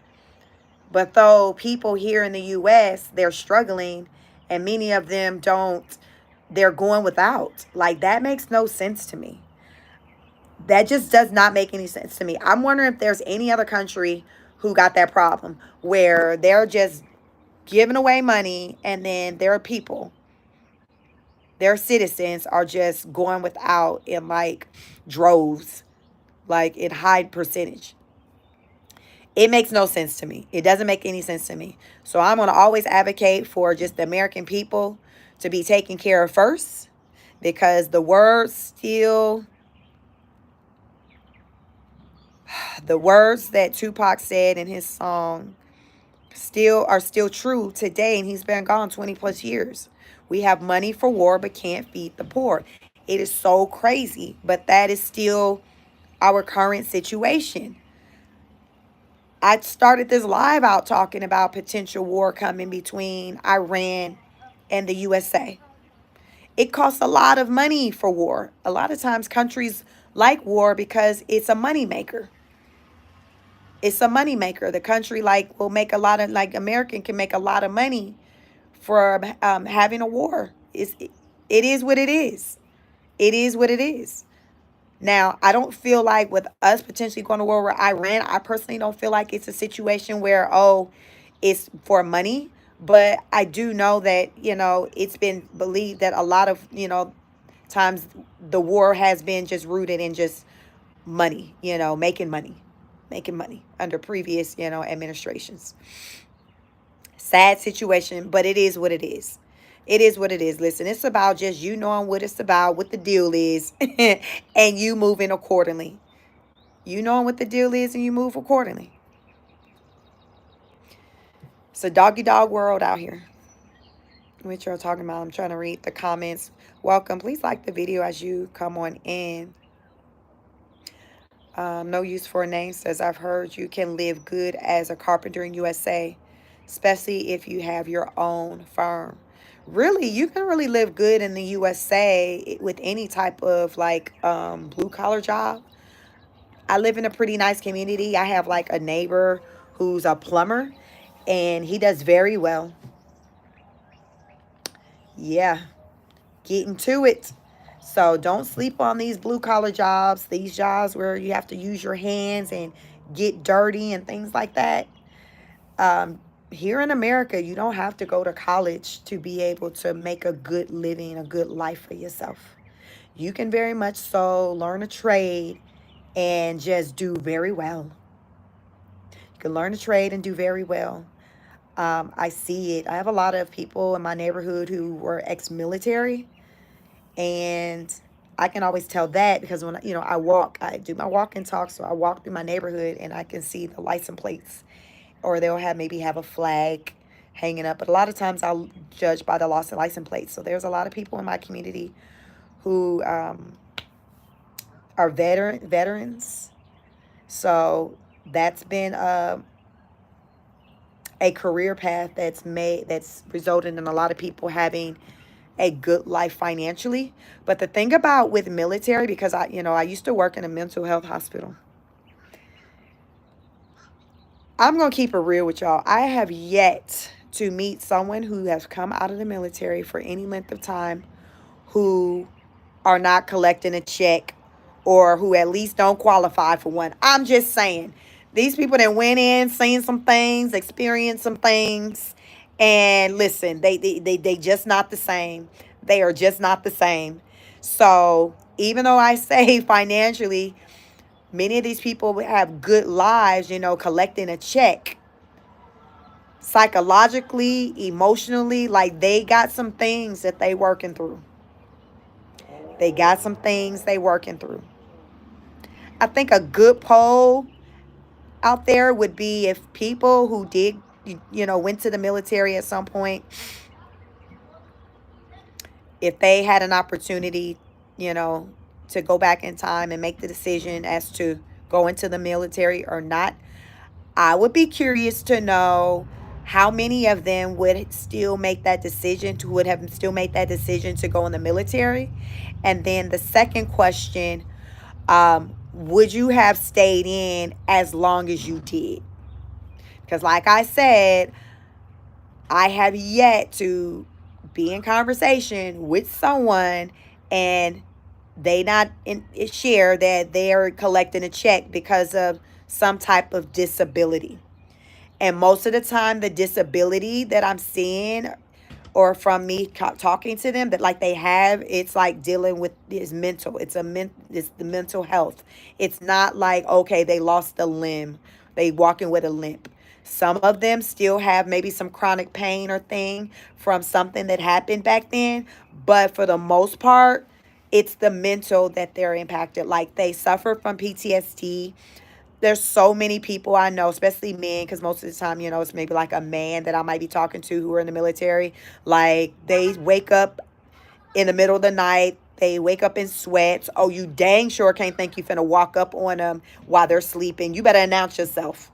You better make all the noise as you walking in. They're very light sleepers. They don't really like to be in environments that's unfamiliar. They'll start to feel, listen, it's a whole just little routine that they go through as they're going in and out of these different places in life because of just that impact that being in the military had on them.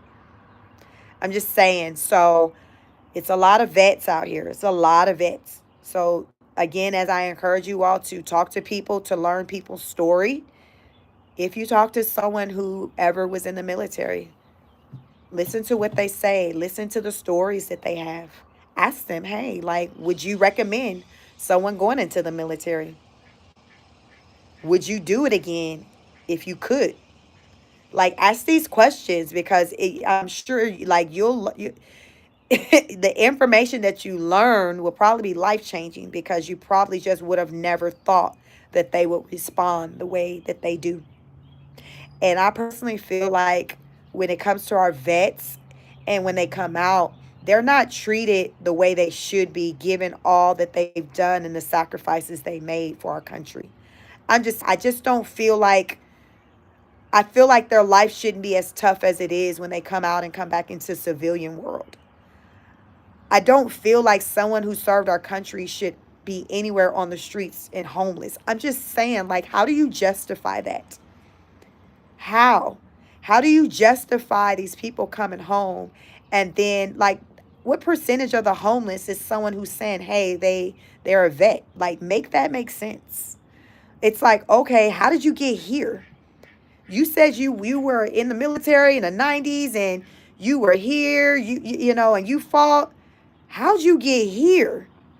Like, y'all better listen to these people's stories. How did you get here? Because their story will probably knock you off your feet.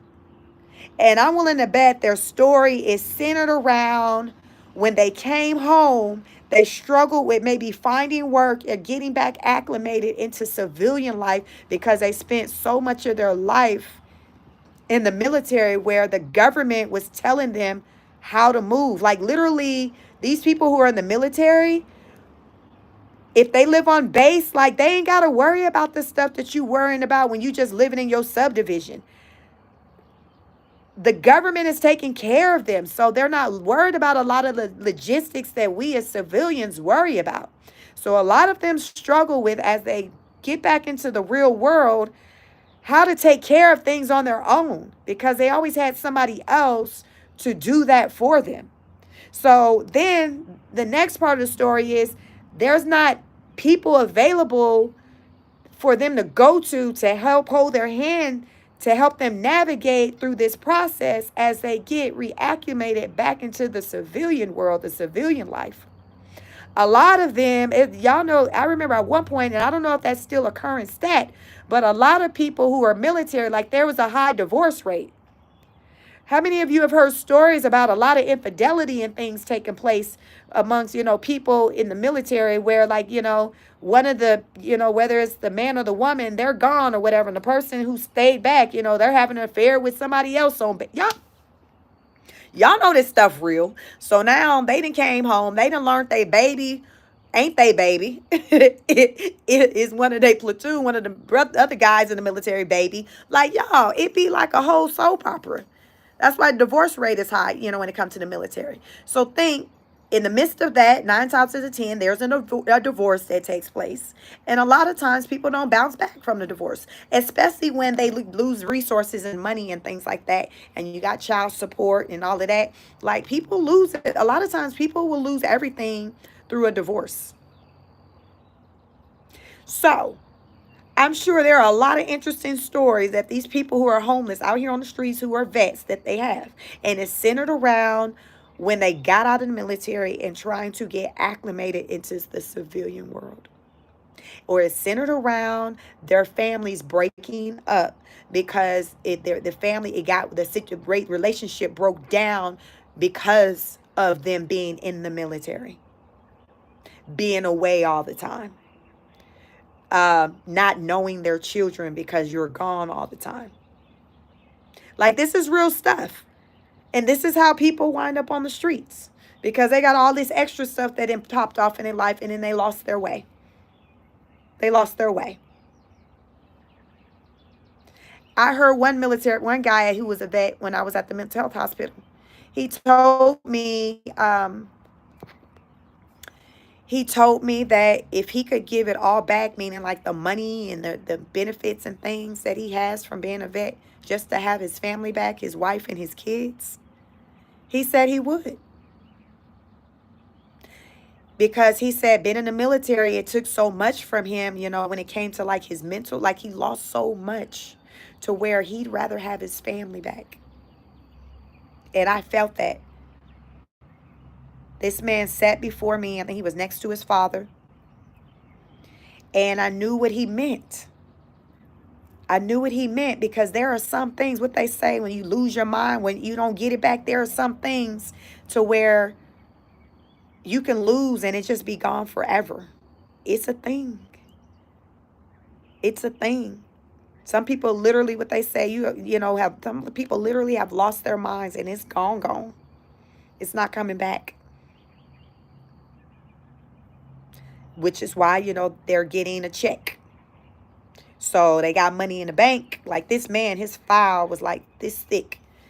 And he got money in the bank. He collecting a check, but his mental health is just, is gone from the impact of the military. But like I said, you're going to have you some good benefits. You're going to have you a consistent check. You're going to get that VA loan. You're going to get all these perks. But at what cost? At what cost? Are you getting that VA loan for your house? You getting that deposit, that retirement check, at what cost? What is your mentals? Can you sleep at night? Can someone walk up on you from behind? Can someone walk up on you and touch you on your shoulder? Can you go to bed at night without having to smoke something or to take something? Like, these are things that, like, a lot of people, no use for a name, says it's not worth it. That's why I say y'all better talk to these people. Get to know their stories. Get to know their stories. Is it worth it? That is one question I've never asked a vet before.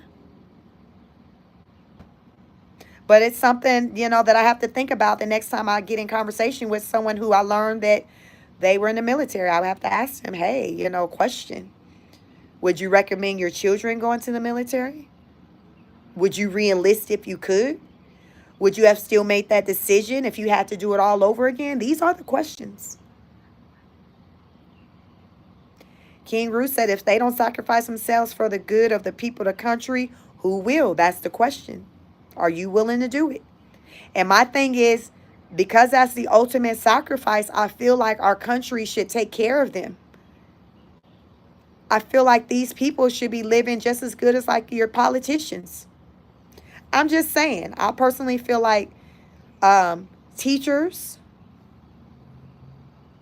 vets, military vets, doctors, like, what's more, that what tops those? I'm just saying, like, what tops those? Those should be some of your more higher paying fields, but they're not. Teachers is like down at the bottom. Hell, military, you get better benefits and pay with the military than the teachers. I'm just saying, it's just like I said, you got the local plumber living better than the teacher. And they making sure that your plumbing good at your house. And they living better than the teacher who making sure your child at school learning how to count and ABCs. This is America. Is that Donald Glover? Y'all know that song? This is, what do you call that? What was that name of that song Donald Glover did that was really popular some years back? And he says, this is America. Oh, MG. Steven said plumbers are more important.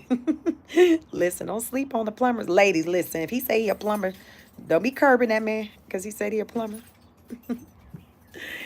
Don't be curbing that man because he said he a plumber, girl. Mm-mm. You probably want to curve the one who got all the student debt and the student loans from the college education. That's probably the one you want to curve. But don't curve that plumber, because I guarantee you he ain't got no student loans. He ain't in debt like that. He got assets. He got houses. He got vehicles. He got a work vehicle. That's what I see in my community. And they living. So, lady, don't sleep on the plumbers. I'm just saying. I'm just saying. No, you says painters get all the credit. Steven says you got funny and much love. Listen here. She says, yes, listen, don't sleep on the plumbers. Don't sleep on the plumbers. See, they don't teach us that as young girls to not sleep on the plumbers. They telling you, go to school, get a degree, meet you a man there. Now y'all both coming out with that. Listen. Y'all better go hang out at them trade schools. Don't be hanging around the university. Go hang out at the trade schools. Liam says you don't need to be a rocket scientist to teach 10-year-olds English or math. But I mean, it's all different grades. No, it don't. A lot of it, Liam, it comes from the desire to want to do it. Not that it's hard. It's the desire. Not everybody has it in them to want to deal with other people's children. You got a lot of people who don't want to deal with their own, which is why they chose to not be a parent. So it takes a special person to want to work with children, because I know I don't want to sign up like that. If I were to work in a school dealing with children, it would be in the capacity of counseling, because, my background, I have a master's degree in clinical mental counseling, so I could be like a counselor in a school, but I don't desire to be in a classroom teaching. That's just, and even as a therapist, like when I wanted to just work in an office and, have people book me for hourly sessions, I didn't necessarily want my niche to be children. Because even working at the mental health hospital, I worked with children from ages 11. I think that was the youngest you can be coming in there, all the way to seniors. So I have experience working with like adolescents, like all the way up to seniors. But child, the kids, listen, these kids, they will send you through it. So I just think that's a very noble job for someone who chooses to work with children. So I don't want to diminish that and say, oh, it's not hard to teach kids. A lot of times the hard part is coming from them testing your patience. Remember, they're not your kids. So you can't respond to them the way you would respond to yours. These are someone else's kids. So you have to learn to manage your stress in a whole different way, in a whole entirely different way. You try keeping 30 of somebody else's kids for 6 hours a day and see if your nerves going to be intact by the end of the day. How about that? That's why everybody ain't raising their hand to do that. You got a lot of women who are like, they don't even want to be an at-home mom like that. Because like, that's just, I've experienced being at home mom for like a full year where I was just home full time with my kids. And I felt like that was the hardest job ever. Like, don't sleep on the homemaker, because it's a lot. To me, I found I had more responsibility in the home with making sure everything was doing what it needed to do there versus me showing up for someone's job and doing my job. I prefer to show up to someone's job and do that job than all the hustle and bustle of being at home at the time when my kids were little. Now my kids are older, so it would be very different if I were to be at home. One's in college, two are in high school, so they basically, I'm like the Uber driver to them, because otherwise they don't really need me unless I need to drive them someplace. But back then, when I was at home with them, they were little people. So, child, I had one that was crying all the time. Like, listen, it's like when I'm going back to work, that was when I had gotten laid off. So, no, like, don't sleep on the homemakers, those ones who are at home, especially with little people, like elementary kids. Mm-mm. Don't do that. Do not do that. That woman is working. She is working. She tired. She is tired. She is tired. It's a hard job. It's a hard job. So men, if y'all go through a divorce and she talking about, listen, I'm gonna need you to run me half, go ahead and run her half. Because she was at home taking care of home, you were able to be outside getting to it. You guys just don't know how many like men I've heard just within my corporate who purposely schedule business trips so they don't have to be at home. Some of y'all might be on this live. Ladies, this might be some of y'all men. There are some men like they don't want to be at home. So they'd rather be out getting to it. They don't it's too they just like I don't want to be at home dealing with that. So guess what? They'll travel, they'll go out and they'll make the money or whatever. And the missus is at home with the children, stressed. A lot of these men running around on their wives. But at the same time, the women are at home. A lot of them are living a comfortable, financially comfortable life. But their man isn't there because, not because he can't be there, but a lot of them don't want to be there because of all that comes with just family, with raising children. Booster says, sounds like horrible dads. Yes. You have a lot of men who feel like being engaged and hands on with the children is woman stuff. You ever heard that one? You got a lot of engaged men, engaged fathers. You know, my husband's one, very hands on, active, always has been. But what I've come to see since I've been a parent, a wife, that most men that I encounter, they're not like him. They're not hands on like that. They're in their mind, that's women's work. Their mind, I go to work, you go to work and take care of the kids, or you just stay at home and take care of the kids. That's their mindset. But it is what it is. Listen, I mean, it is what it is. No, you says the man needs some time to collect themselves. The women don't either. The women need time to collect themselves too. But it's like women are looked at as like we have to be like resilient. Like, well, suck it up. This is woman's work. This is just what you're made to do.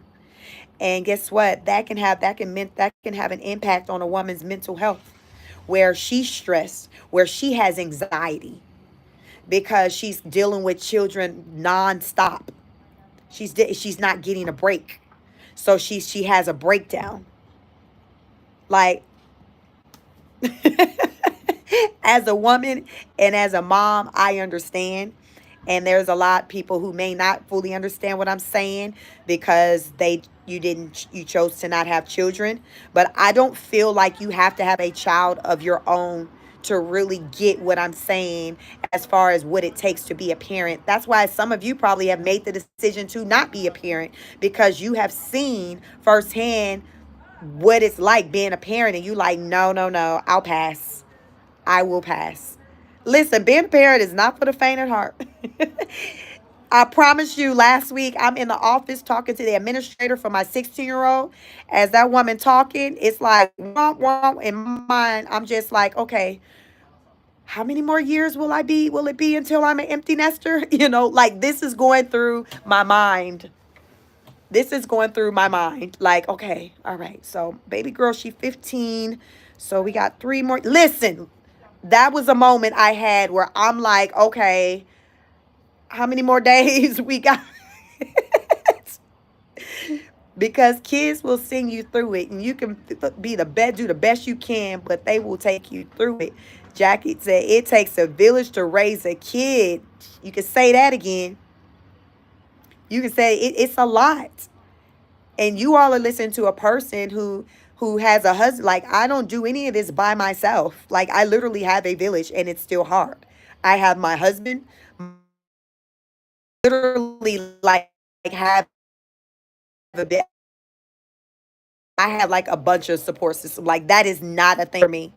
But it's to be the actual parent, like, it's a lot. It's a lot. So, whoo, woosah. Booster say it should come from both sides, but parents have a dynamic role. Yes. I personally don't feel like one is more important than the other. I don't feel like the mother is more important than the father. The father's more important than the mother. You bring different things into the home, into the experience of raising a child. My daughter, she still needs to understand what masculine energy looks like, what healthy masculine energy looks like. She learns that from her father. My sons need to know what feminine energy looks like, what healthy feminine energy looks like. They learn that from me. You see what I'm saying? You see what I'm saying? Because my daughter is going to go in the world and experience relationships with men, whether it's the capacity of romantic, professional, in, as she's furthering her education, she's going to encounter men. So her father is the first male that she's encountered, and then she also have brothers. The same with my sons. They're going to encounter women. They need to understand. So one is no more important than the other. I don't like to hear these conversations on the internet about who's the prize. When two people find one another, you are the prize to one another. To me, this whole who's prize conversation comes from people who have never experienced real life relationships. Because a person who's been in a real relationship, no, that's not even the conversation. You're talking about, okay, what's on the agenda for what we need to do pertaining to these. It's a teamwork effort when you're in a relationship. It's a unit. You're in the nuclear family. And when you've experienced what I'm talking about, you understand what I say. When people are out here on the internet saying one is better than the other, you already know they don't have a clue, that they've never really experienced a real, genuine, healthy relationship, because they know that's not even the talking point. That's not even the talking point. Life is centered around relationship building. You have to know how to build relationships. And as I talk about relationships, one thing I think that President Trump has going for him, he does a great job with building relationships, with collaborating with people. That's how he's able to make deals, because he's able to meet people and find a common ground. Everyone don't have the ability to do that. And I think when you have the ability to do that, that's truly a gift. When you know how to communicate and interact with people, I like to call it meet people where they are. When you know how to meet people where they are, that's a wonderful attribute. You're going places. You're going places. You'll be able to get whatever information you need to get from that person. You'll even be able to have them to show up for you in the way that you want them to show up for you, because it's rooted in your ability to be able to effectively communicate with them. That's my superpower. My superpower is building relationships. I have the ability to build relationships. And as a result of building relationships, I learn all kinds of information that many other people find to be valuable. But it's rooted in my ability to build relationships. I encourage each and every one of you to work on that. It'll change your life, because we all need someone. We can't do this thing called life by ourselves. We all need someone. As someone says, it takes a village. What they says, no, there's no I in team. There's no I in team. It's a collaborative. Life is a collaboration. Being a content creator, this is a collaborative effort with you all being here. I can't do this by myself and make movement. I have to have people show up. That's collaboration. Where I speak, you all make your comments, I read your comments, and then that this is how it is. It's collaboration. That's life. True One said, we need to uplift this queen. I was sharing. I wish I had a coin to post. Thank you so much for being here. I just ask that you like the video, like, share, and subscribe. Booster says, I'm all for live and let live, but when it comes to kids, leave it alone.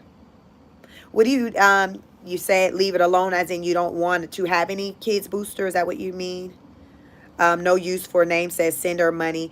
Yes, you can show me support through liking the video, sharing, super chat. Super chat, your comment will come up in color. It makes it easier for me to see your comment and read it. So there's multiple ways that you all can show support, but I appreciate you all for being here, subscribing. I have a lot of new subscribers as of late. We're growing. My goal is before the week out to hit my second goal of 2,000 subscribers. So we're on our way. We're on our way. We're spreading the word. And yeah, it's just centered around bringing people together. That's what we do over here. We bring people together and we just try to just be respectful as we talk our talk. Even if it's an opposing opinion, that's fine. Just be respectful. My mods will let you talk your talk. It's just be respectful to me, my moderators, and others in the chat. We are no nonsense over here. No use fame says you will make it just by looks. Very good. just, just by looks. Um, thank you so much. I want my message to just spread around the world. You know, that's what it's about. I have opinions. I have a lot to say as of late about what's been going on. Hey, what's up, Laura? I have just a lot to say. So recently, in the last couple of months, I've changed my content towards discussions centered around um, current events, politics, and that's rooted in, like I said, I have a lot of opinions, and I know that much of what's taking place in the world, in particular the USA, which is where I live, it's impacting nearly everyone in some type of way. It's impacting people, some in more ways than others. And so I talk about it over here. I talk about how it's impacting people, the job loss, minimizing the number of government workers. Hey, how about, have you all heard that that the Trump administration is wanting to shut down the government agency that where the union that so TSA. How many of you are familiar with TSA? Those workers in the airports in the United States. TSA came about following the 9/11. So that's when the government stepped in and say, "Hey, we need to step up on our security." So that's when they formed TSA. So that was in what, like around 2001 or so. So TSA came about, and then maybe about 10 years later, maybe about 2011, 12, I think 2011, a union was formed for TSA because you had TSA workers, but they really weren't making a lot of money. So head count, the turnover, like it wasn't good. So they formed a union. And then, so as a result of the union, like many of you, I've never worked in a union. Some of you may have. I hear a union is great to be a part of. Like, that's where you really get to the money. And I hear it's hard to get fired. Like, it's a lot of benefits to being a part of a union in whatever industry you're in.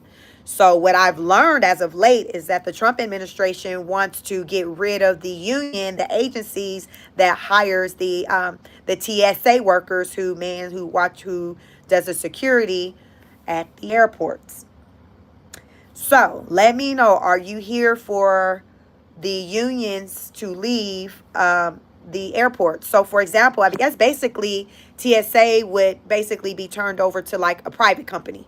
So instead of having TSA and they're employed by the government, they'll just be regular security people who are employed by just a private agency that, you know how you see your private agencies that provide the security at the mall, at your local mall. So think of it that way. Can you imagine just your regular local RoboCop security person that you see in the mall being in the airport? So in place of the TSA workers that you see now, imagine seeing just your regular mall cop being that person who you experience as you're navigating through the airport, getting through baggage check, all of that.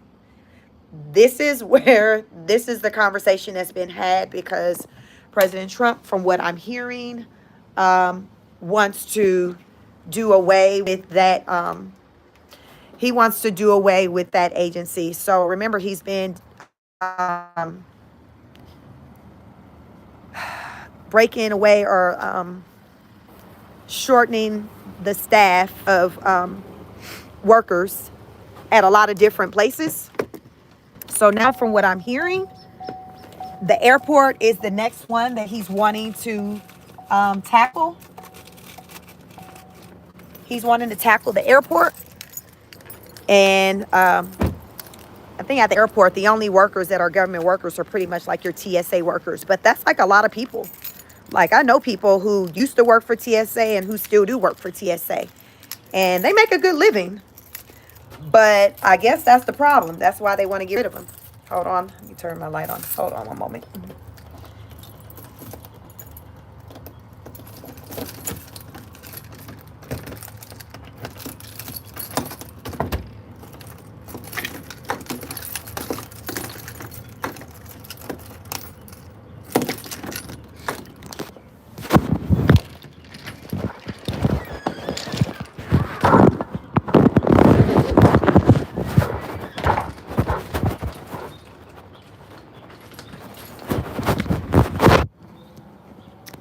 Okay, I'm back. So, yes, so the latest is that government, Trump was like, yo, like, we don't need these TSA workers. We can just, the airports can just get somebody from an agency to come in and do this. And pretty much prior to TSA taking over, that's kind of like what was kind of taking place before. But yeah, so that's what I was hearing today, as far as what's, up for. So there's a lawsuit. So remember, they're coming for the TSA workers through the union. So they have a lawsuit. They have a lawsuit filed against Trump because they said that he has illegally disbanded, I guess, the agency. I guess he's probably already just said, hey, the agency is no longer in place. I mean, so like the union is no longer in place. So something as simple as, hey, you're putting in your time off for work, and you simply putting in your time off for work, and okay, I'm good. I put my time off. I'm off. It's not that simple no more now that there is a union no longer in place. Uh, it's just nothing. It's nothing is the way it used to be. It's just not the way it used to be. So there's a lawsuit. This man, like I said, he ain't even been in office for 90 days, and he done been through all the different court systems. He done went through all the food chains. He done pissed anybody you can piss. Like, listen, that man been working. Let's just say that. What we cannot do is say that he done gave us Biden energy where we wondering, what is he doing? He ain't done nothing. We cannot say that about Trump. If anything, people might be like, he doing too much. He doing too much. Ain't nobody ever said that Biden was doing too much. If anything, people felt like he wasn't doing enough. But with Trump, they like, yo, he just doing entirely too much. So also what I've learned is like a lot of the TSA workers, a lot of them voted for Trump, like a lot of people, because most people voted for Trump, based off of the numbers, like he got the vote. Most people voted for him. So a lot of people today who are upset with things, with the decisions he's making, they are people who voted for him. So a lot of these TSA workers, like when I was hearing them talk, they're like, okay, yes, I did vote for him, but I just wasn't expecting this to take place. Like a lot of them are saying that. They're like, listen, I'm standing on, I voted for him. I did. I voted for him, but I just didn't, I just wasn't ready for this to take place. And that's what's going on. Booster said for right to work states, you can be fired at any time for any reasons. Very true. I live in one of those states in Georgia. Yeah, I don't think California is like that. I'm from California, but I was like a teenager when I moved away. So, but my first time hearing about that whole right to work thing, it's been, once I became like a young adult, working adult, living in Georgia, and I got to understanding what that meant. But yeah, as they say, you got to get to know the laws where you live and understand, how it helps you to know how to move. Like just awareness. That's, I always say, you just need to be aware of what you're working with. You need to be aware. Booster says everyone says Republicans, this Democrats that look at Citizens United. SC decision, unanimous. Unanimous. Booster says Monsanto v. Brown, unanimous. Laura says, I would wonder how they feel now. Jackie says, thank God I'm not an American. It's dystopian. Where are you located at, Jack? Jack, yeah, we going through it here. We gonna get through it. I will say we've definitely seen better days. We've definitely seen better days. But I have faith. Listen, we gonna come out on top at the end. At the end, there's light at the end of the tunnel. There's light at the end of the tunnel, so I have faith. We are definitely gonna see better days, but it's gonna take a little minute. Broken says, "Well, I didn't vote for him. I can tell evil." Yeah, a lot of people who say, "Listen, I didn't vote for him," they're like, "Listen, I saw. This is what I saw," or a lot of people are saying that, like the things that people who did vote for him that are saying that they're seeing. A lot of people who didn't vote for him were like, "I saw this back then." I just feel I believe that at the time where regardless of how you voted, people voted based off of just at that time what they felt was just the best move to make. Because we cannot predict the future. We can be hopeful. Uh, we can try to get an idea of what a future may look like based off of what someone is saying. But at the end of the day, you just don't know. You're taking a chance. You're making educated guess. You're using discernment. You're trying to use some common sense in there. Like you're really just on a wing and a prayer, just hoping for the best because you don't really know. Even if someone be like, I knew he wasn't, like, you really don't know. You say what you knew, but it was just really rooted in just you going off of just what you were feeling at that time. And what I was feeling or what you were feeling could be very different. But we both went off of what we felt was the best decision to make.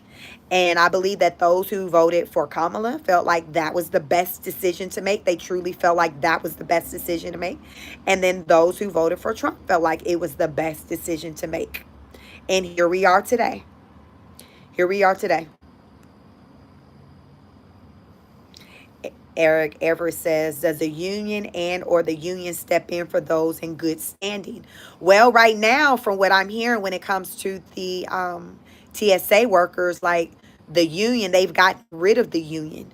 So now there's this fight, a lawsuit that's saying, hey, you can't do that.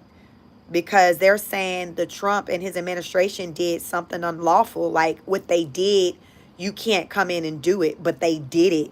So now it's just a situation where it's just like, I guess they got to duke it out in the courts, like with some of those federal workers who had lost their jobs. And the judge a few weeks ago said that Trump had to give them their jobs back. It was like 20 plus, excuse me, thousand people.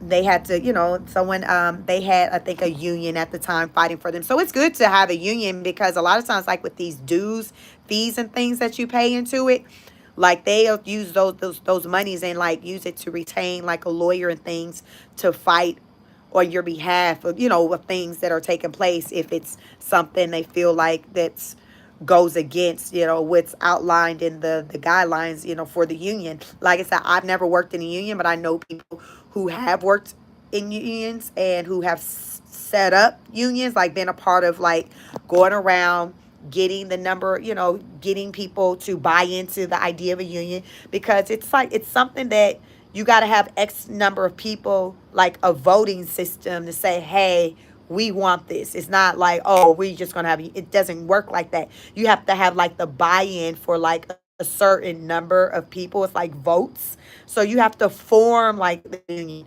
Some of you may have joined a company or something and the union was already in place. So I'm speaking on like how it starts. How it starts, like it's a process. And based off of, I guess, the bylaw, the bylaws and the things that are in the union, they're like, you can't do this, what Trump is coming in and doing and just saying, hey, no more union. They're like, okay, it doesn't work that way. So that's why, from what I've come to learn, there's a lawsuit on the table. No use for name says, why did they create the TSA? They created it following 9/11 to create a more structured security system for the U.S. passengers, flight passengers traveling in and out of the American airports. Because when 9/11 took place, and I think it was about 3,000 people, 3,000 lives that are lost, the security system, whatever they had in place, was just subpar. So basically, the idea was, well, if it was like a more professional type security system in place, then maybe this wouldn't have happened. So that's when the government took over and said, okay, we'll take over the security for the American airports and, have them be government workers. They go through this extensive background check. Like, everyone can't be a TSA worker. Like, you have to, it's a vetting system that they go through. At the time when TSA first started, my sister was one of the so when they did their first hires, she was one of the first hires. So she was maybe like 20 years old. Like, she made a good living. She bought her home. Yep, she was able to, buy a home, buy a townhouse she was like 20. But it paid them, like I said, once the TSA took over, like, it was a pretty, good paying job. And then it seems like, from what I learned, about 10 years after the TSA was formed, like, the union came about and those people started to make even more money. So when the union came about, it's like the earning potential kind of increased. So it came that much, it was a more sought after type position because of just the benefits and things that came from working for TSA. SS says, so jobs are gone. We need people who want to think of the future. No use for a name says, you don't die from the speed, you die from the bang. Booster says, jobs for the sake of jobs are unfortunate in a way of progress. Those jobs forced by regulation, union pressures, increase the cost of all goods and services. Jacket says, whole of Europe is like, bruh, what are you doing? I can just only imagine, like, those other countries that, as you all look at what's going on here, like, the thought process, like, oh my God, it is crazy over there. I guess I'm used to our country, like, being caught up in whatever craziness. So it's not that often I feel like I'm sitting on the sidelines like, oh my God, it's crazy over there. Because usually somehow Americans, we always got to be inserted in something. We everybody's savior. So we seem to always kind of be caught up in something, in the craziness. So we're always making the news. It's never a dull moment in the USA. Come visit sometime. Laura says, TSA created because men boarded planes with box cutters and crashed planes, correct? That's true. World Trade Center, the Pentagon, and in the field. Yep, I think it was like 3 planes total. I think it was 3 planes, and it was about, I think they say about 3,000 lives lost. Yeah, so St. Lanka. Santosh said, hi. Hello. He says, I am from Sri Lanka. Sri Lanka in the house. I don't think I've ever seen anyone from Sri Lanka. Welcome, you all. Like the video. Hit the like button. It's getting dark. I don't know if you guys can see me. I'm just sitting in front of my house before my phone died. I got to go in. Silent Mont says, no, we all knew what was going to happen if this dude won. And what was that? Did you vote for him, Silent? Did you vote for him? Broken says, Felon did his thing with the election. Jacket says, yeah, Jacket agrees with you, Silent Lamont. Eric says, it's a check mark considered a kind of secondary and or multi-step by verifying voting. Silent says, you only didn't know if you weren't paying attention or didn't care. That's what they say. Everyone says, well, he said he was going to do this. You know what? I think that a lot of it is just still the shock. I mean, how many times have we heard, especially a politician, because, politicians always run on, I'm going to do this, I'm going to do that. And more often than not, they don't do none of what they ran on. That's what I've always seen. And I feel like Trump was that person to where everything that he said, like he's doing it. And people's not used to people standing on their word like that. So I think people are in shock because they're used to people just saying whatever just to get the vote. So, but with him, he's showing up just as he said he was going to show up. So, I mean, he got my vote because the things that he was saying, I was here for. So, but he got my vote. But I will even say that even though he got my vote, even some things that are taking place, I'm like, I've been clutching my invisible pearls because I think it's more of like probably how aggressive he's been doing things. Not really so much what he's been doing, like say with the job cuts with the government, because he said he wanted to thin out the government. I think for me, it's the rapid speed that he's thinning it out. You know how sometimes you see something take place over the course of a time, like over a course of a year or two, and you see, like a lot of times companies over time, they may make some cuts or something. It's not like a huge major one, like overnight a lot of times. I think that's what it was for me. It was just how quickly everything was happening. Like, okay, yes, you said you want to do this, but man, I didn't think it was going to take place in like 2 weeks. I didn't think thousands of people was going to be without a job in like 14 days. It was that for me. So y'all can say what it was for you, but it was that for me. Laura says President Bush and secured the air. Stepped up and secured the air, you said. AP says far too many people didn't vote, sadly. No use for a name says, what do you guys normally eat? Hard. It's hard to get healthy food in the USA. Yes, it is. It's very hard. Like our food is saturated with just unhealthy things, just metals, just things that you wouldn't even think that is in food that shouldn't be in food. You'll find it in our food. So yeah, the American diet is jacked. Hence why we have an issue with, many Americans, most the average American being overweight and things. Our food is no good. It is trash. I will say it's trash.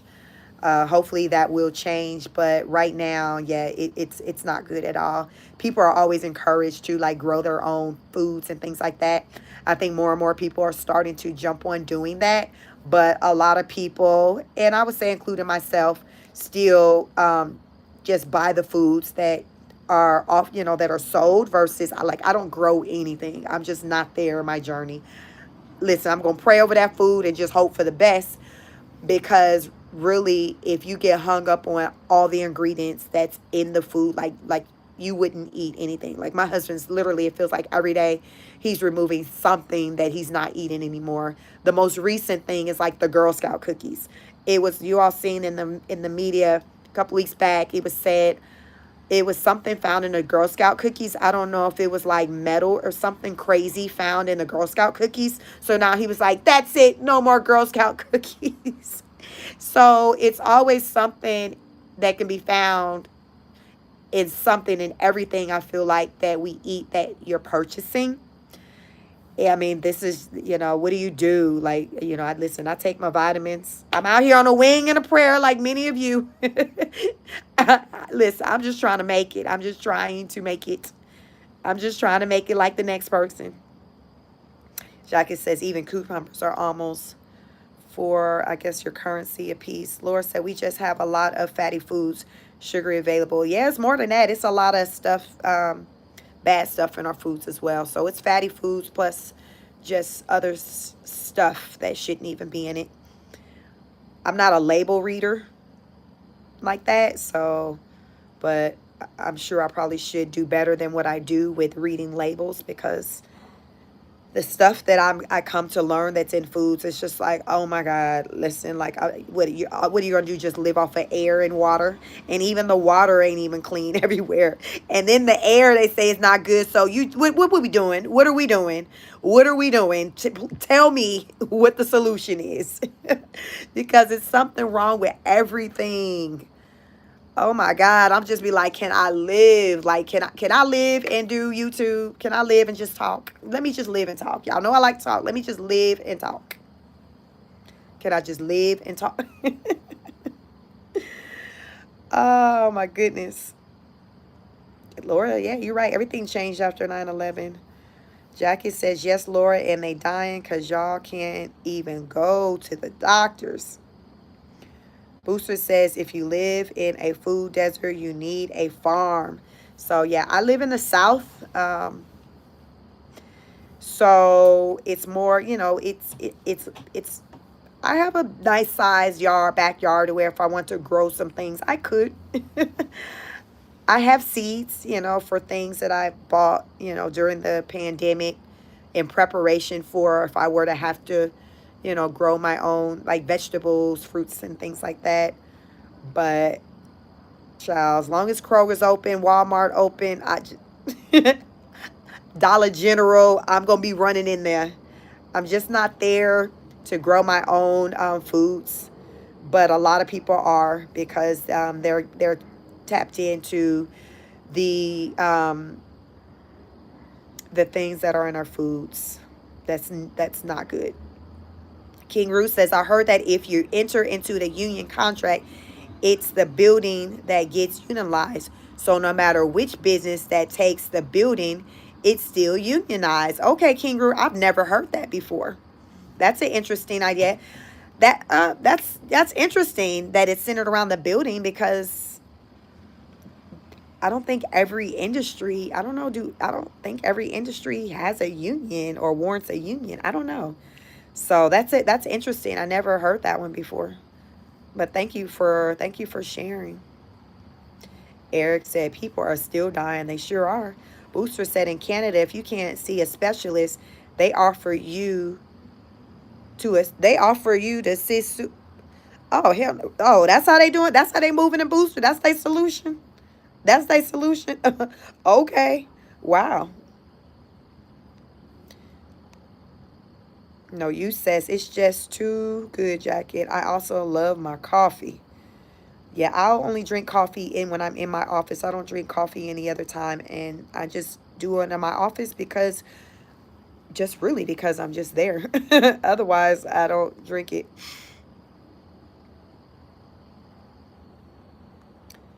Let's see.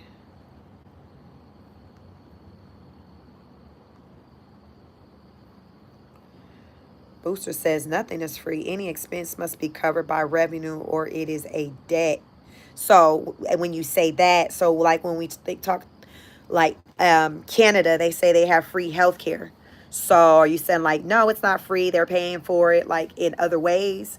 Because as of late, what I'm hearing about with the whole free healthcare is like a lot of people are still like, or a good number of people are dying because they're waiting in line to receive treatment because remember it's free healthcare, so they're waiting in line behind other people who want to get free healthcare. So by the time like they run out of time before their turn comes to be able to be seen. So that's as of late, that's what I've been hearing as far as Canada, because everyone always says, "Oh, it's healthcare is free in Canada," but a lot of people don't really talk about okay, what that looks like what that looks like. Would you rather pay for your health care and be able to be seen pretty much when you want to be seen, when you need to be seen, or would you rather have free health care and then when you need health care, you have to wait in line to be seen behind the other people who are in need of health care? Because remember, it's free. And anytime something's free, it's going to be a lot longer line for it versus the line where it's not free. Who doesn't like free? So that line for free is going to be wrapped around the corner, but the line where you gotta come on, put something on it, swipe that card, pull out that chain, those dollar bills, then that line is going to be shorter. So you just kind of gotta decide on like what's the priority. Is it saving the money or is it being able to receive treatment as quickly as possible? So these are the things you kind of got to weigh out. These are things you got to weigh out. But healthcare is expensive. It's very expensive. So I can definitely understand the excitement behind free. Who doesn't like free?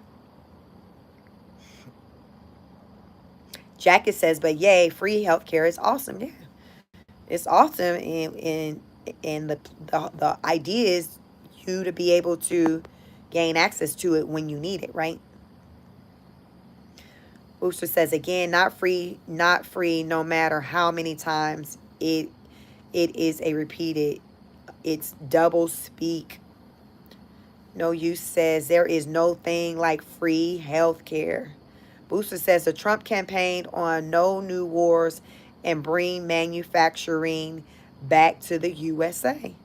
He's definitely, that manufacturing thing is definitely in full effect. I talk about it almost every time I get on live.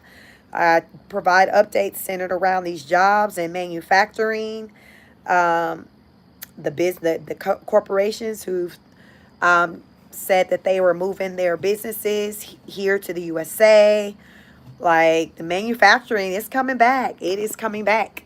It's coming back. So that mean that translates to jobs, right? That's jobs. No, you said it's free for migrants. Yeah, if you ain't paying taxes, yeah, it's free because they dang sure getting the benefits when they come over here or when they used to come over here. It's a new day now. Jacket says it's free for everyone and migrants have to pay taxes too. Eric said technology revolution. No Use says we pay like $5 to see a doctor. No Use, are you in Canada? Where do you live? Are you in Canada? Where are you? Jacket says it seems to boggle the American mind. Let me know, you all, in the comments where you located. So as you're making your comment, you're in Sweden. Okay. So healthcare, you said $5. So um are you paying anything out of like your paycheck or anything, or just when you go to the doctor you just say here's $5? I am in Georgia. I'm in Metro Atlanta. I live in Georgia.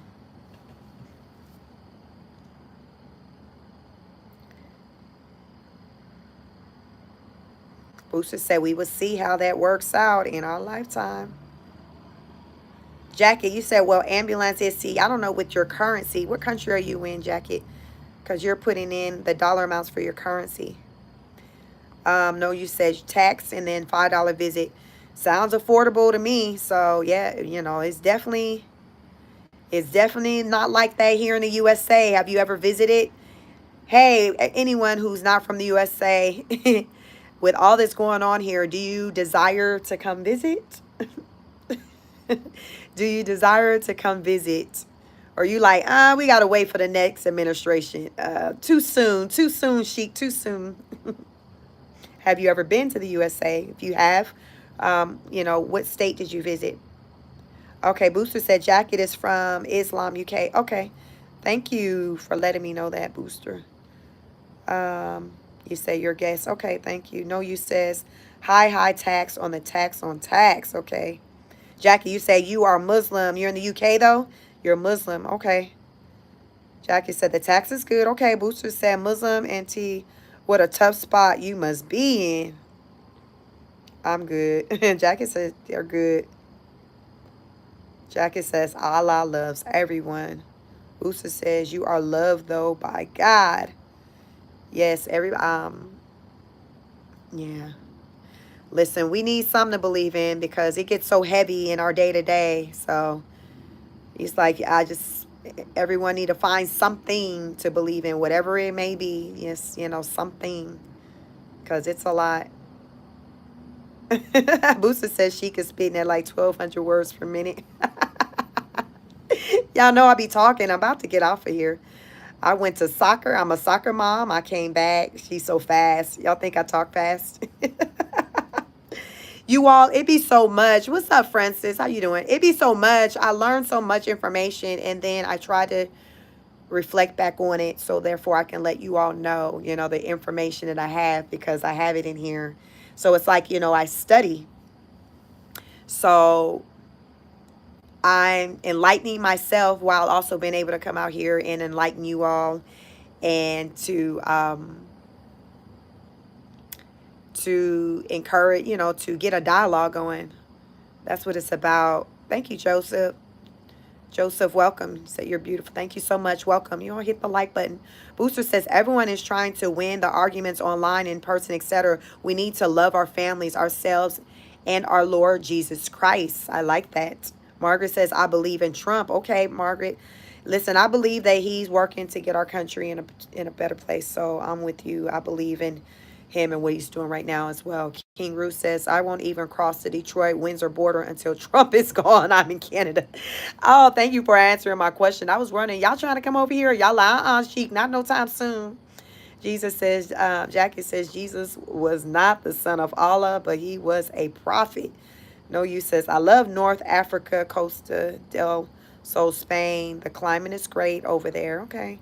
I never been in that part of the world. Yeah, I've never been over there. Boaster says, Luke 137, for nothing will be impossible with God. Amen to that. Amen to that. That's why I say we all out here on the wing and a prayer, because at the end of the day, God has the last say. So I don't think it's over for us. Just stay lifted in prayer. That's all you can do, is stay lifted in prayer. Jackie says, Bible is my toilet paper. Well, Jackie says, what you got, the Quran? Jackie, you say you Muslim, so is that the Quran you have? No, you says, Jackie, Jesus died for us. He's more than a prophet.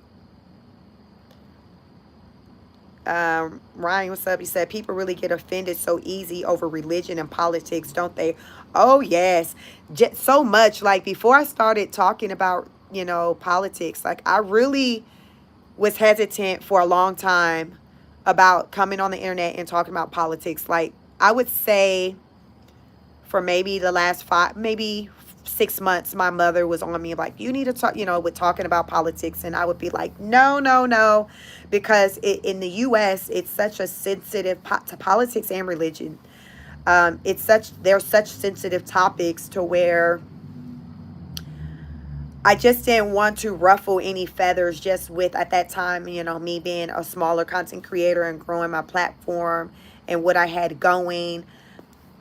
I just didn't want to divide my followers, because I'm like, okay, I'm just now trying to pop light. At that time, you all, this was, my mindset on my first channel. And I was, at that time, had maybe just hit maybe 2,000 subscribers, monetized and things like that. So I'm like, oh no, because I've seen larger content creators talk about how once they express their political views, like, they lost a lot of followers. And my mindset was like, oh no, I can't afford to lose anyone. Like, I'm growing, like with this channel at the time, like, I'm trying to get it monetized. I can't afford to lose followers. But here's the thing, it was the complete opposite. Once I started talking politics and sharing my thoughts and opinions and things like that, like, the channel just, like, I would say when I came on and probably did my first video centered around politics, I was maybe at maybe around 540 subscribers, like under 600. And then probably within like 3 weeks, I was at 1,000, and now I'm nearing 2,000. So it had the complete opposite effect that I thought it was going to have with me talking politics. It actually brought people in versus me losing people.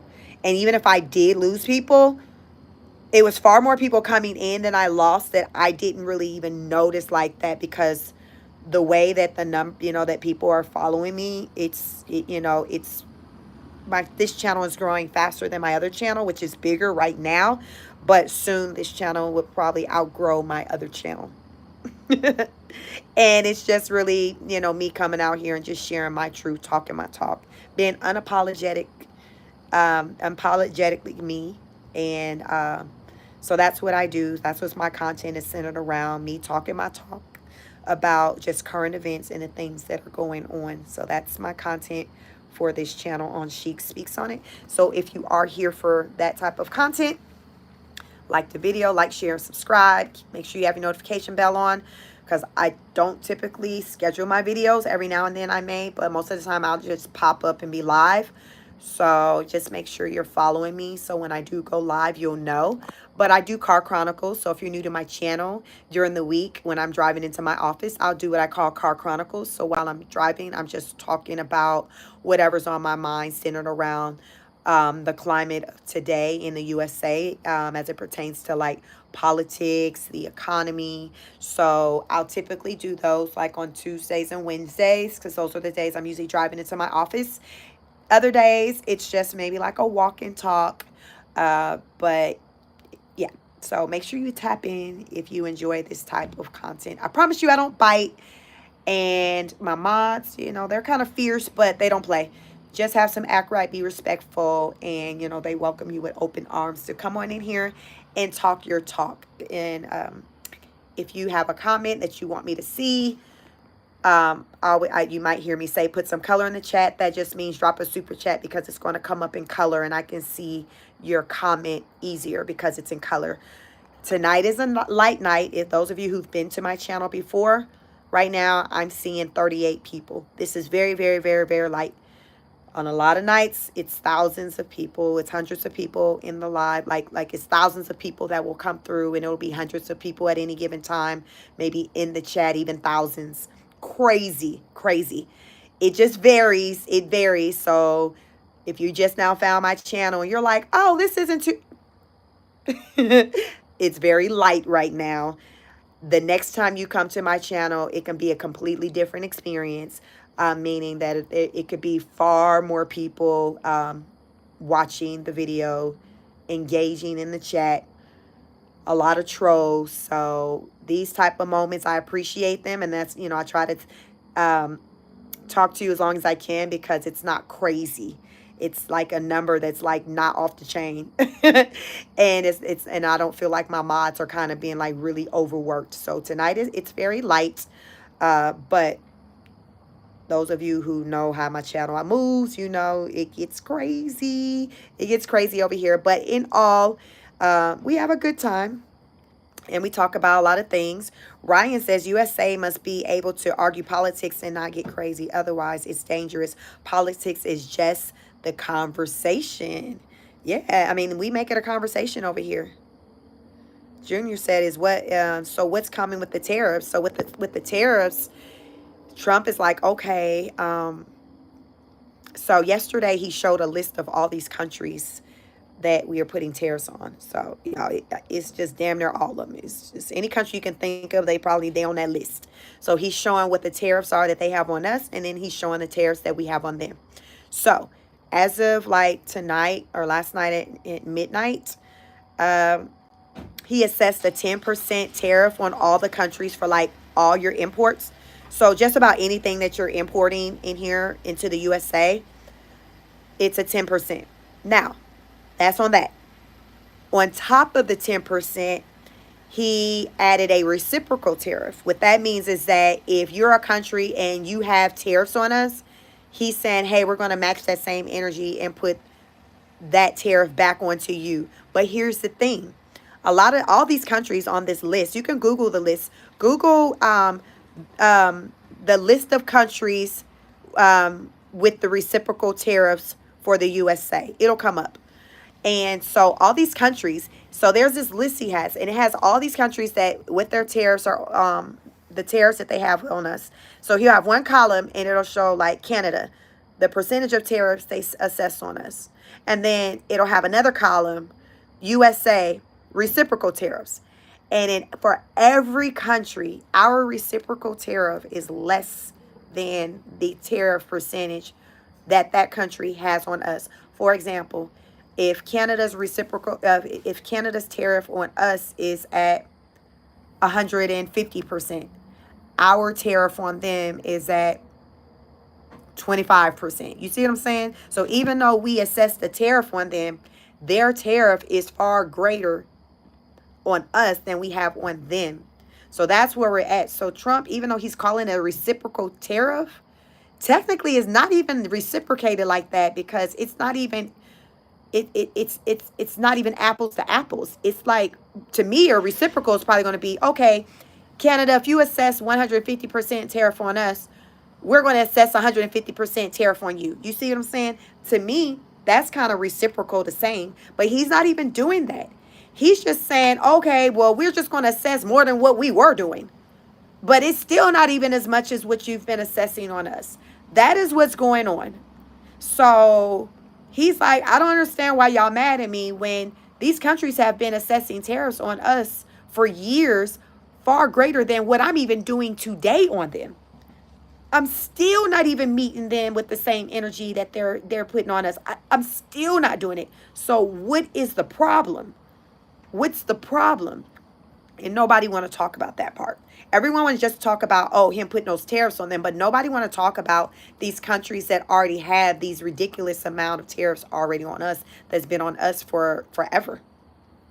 Trump is just the first one to have this mindset of, hey, we need to try to increase our tariffs to try to close the gap. He's just basically trying to close the gap because the gap still isn't even closed. The gap is still not closed. Y'all Google it. You can see the list. Because I'm on my phone, I can't really show you all because I took a screenshot and I was sharing it in text with some family and stuff. But you can Google the list and you'll see what I'm talking about. And it's crazy. Every country puts a tariff on us higher than we put on them. Not some of the countries, you all. On this list that he shared yesterday, every country puts higher tariffs on the U.S. than the U.S. put on them. And no one wants to talk about that. Like, what is the rationale behind that? That's what I want to know. Democrats, what is the rationale? How do you rationalize that? What do you say to that? Nobody want to talk about that part. Like, Sheik, I don't want to talk about that part. I don't want to talk about that part. Okay, well, what do you want to talk about, hell? What do you want to talk about? Because you ain't talking about nothing. So what do you want to talk about? What do you want to talk about? Jackie says, some people are just not worth listening to. I know that's right. Ryan says, so no use for a name. I completely understand, but you have to have the conversation. Why do you hold that belief? Tell me more. Let them talk and then give your piece. Review. Temu orders are going to triple at least. China has gotten free shipping for years. Wow. Yep. A lot of countries been coming up on us. Trump been talking about this. I seen a clip. I think he was on Oprah years ago where he was talking about this. Rue says, but don't buy anything from them from Temu. PDD Holdings is just parent company, and they just buy that and sell data. He says coffee will be the first thing you see skyrocket in price. Thank God I'm not a crackhead. Like, some people are like really addicted to their coffee. So y'all who are addicted to your coffee, y'all better start weaning yourself off. I told y'all I only just be drinking in the office because we got this nice little free little machine maker thing. And I'm like, oh, okay, I'll just be getting it just because. But when I'm not in the office, I don't mess with that stuff. So what, we talking about 2 days a week I partake in it? I don't need that. Ryan says, yes, I know they tariff us, but we didn't them. That's a big thing. Y'all better look into that. Jacket says, I want to visit Gulf of Mexico. Gulf of America, you mean, Jacket? Ruth says, avocados, bananas will be the next to see huge markups. Yeah, I've been hearing about just a lot of like those, your regular, your favorite items in the store, where the prices is projected to go up. Short Clip says, MAGA Trump is trying to make it fair. How can you be mad at him? Right? We just trying to listen. We just trying to play fair, right? Molly says, why did they put tariffs on us? Where are you located at, Molly? When you say us, where are you from? But yeah, so likely, because likely your country, if you're from another country, there's tariffs on us. So they did a reciprocal tariff. So our country just didn't have a tariff on your country in a higher amount. So they say, hey, let's just increase the tariff to make it, a more equal playing field. Yeah.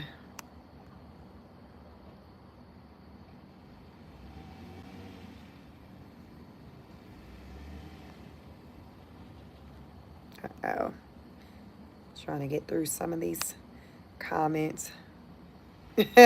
Texas Repo said liberals need Starbucks.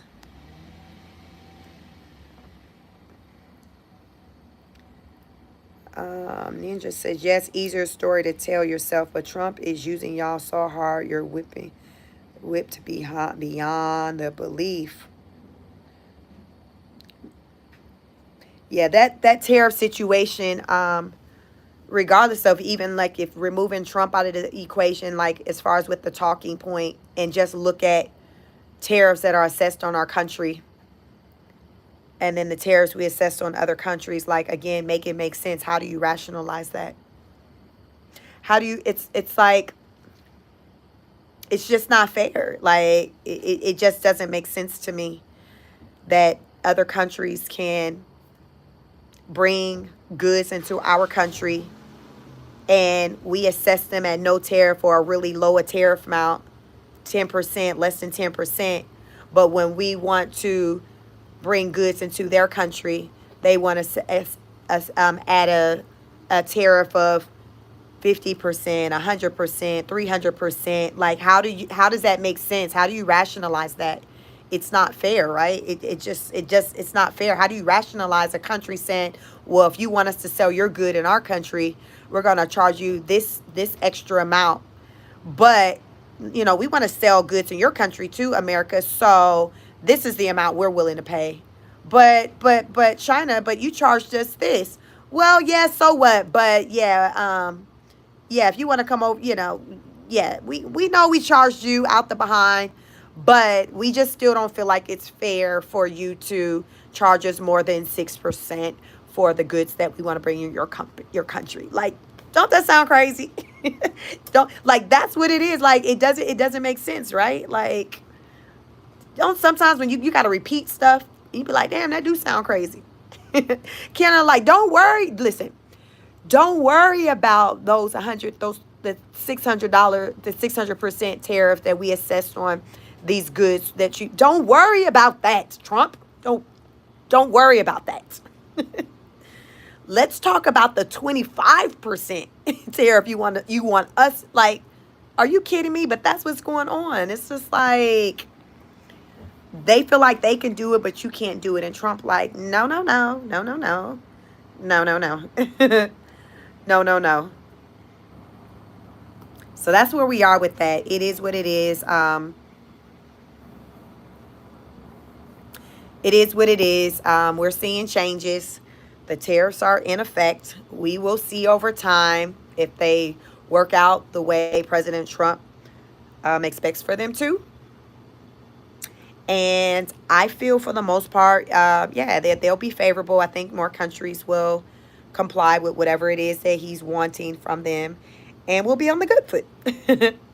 We'll be on the good foot. I'm keeping the faith that that's going to happen. Because we here now. We are here now.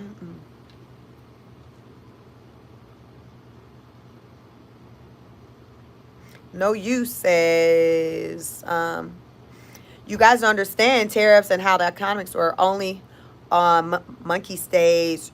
Read into it why some production of some, let me see, goods are better to do in other countries. I mean, from what I know, like, cost-wise, it's cheaper to do things in other countries. Labor is cheaper. It's like no one wants to choose to really do things and make things here. It's just cheaper overseas, for overhead costs. But Trump's looking at it from a job perspective. He's looking at, the money that American people can make by working these jobs. If the manufacturing is here, we can't benefit, in that type of way if the manufacturing is sent elsewhere. So, I understand, from both sides how, from an operational standpoint, it's not most advantageous for the business owner to manufacture their goods in the USA. So I get it. But I also understand with Trump and why he wants goods to be manufactured here, because he wants to create more job opportunities.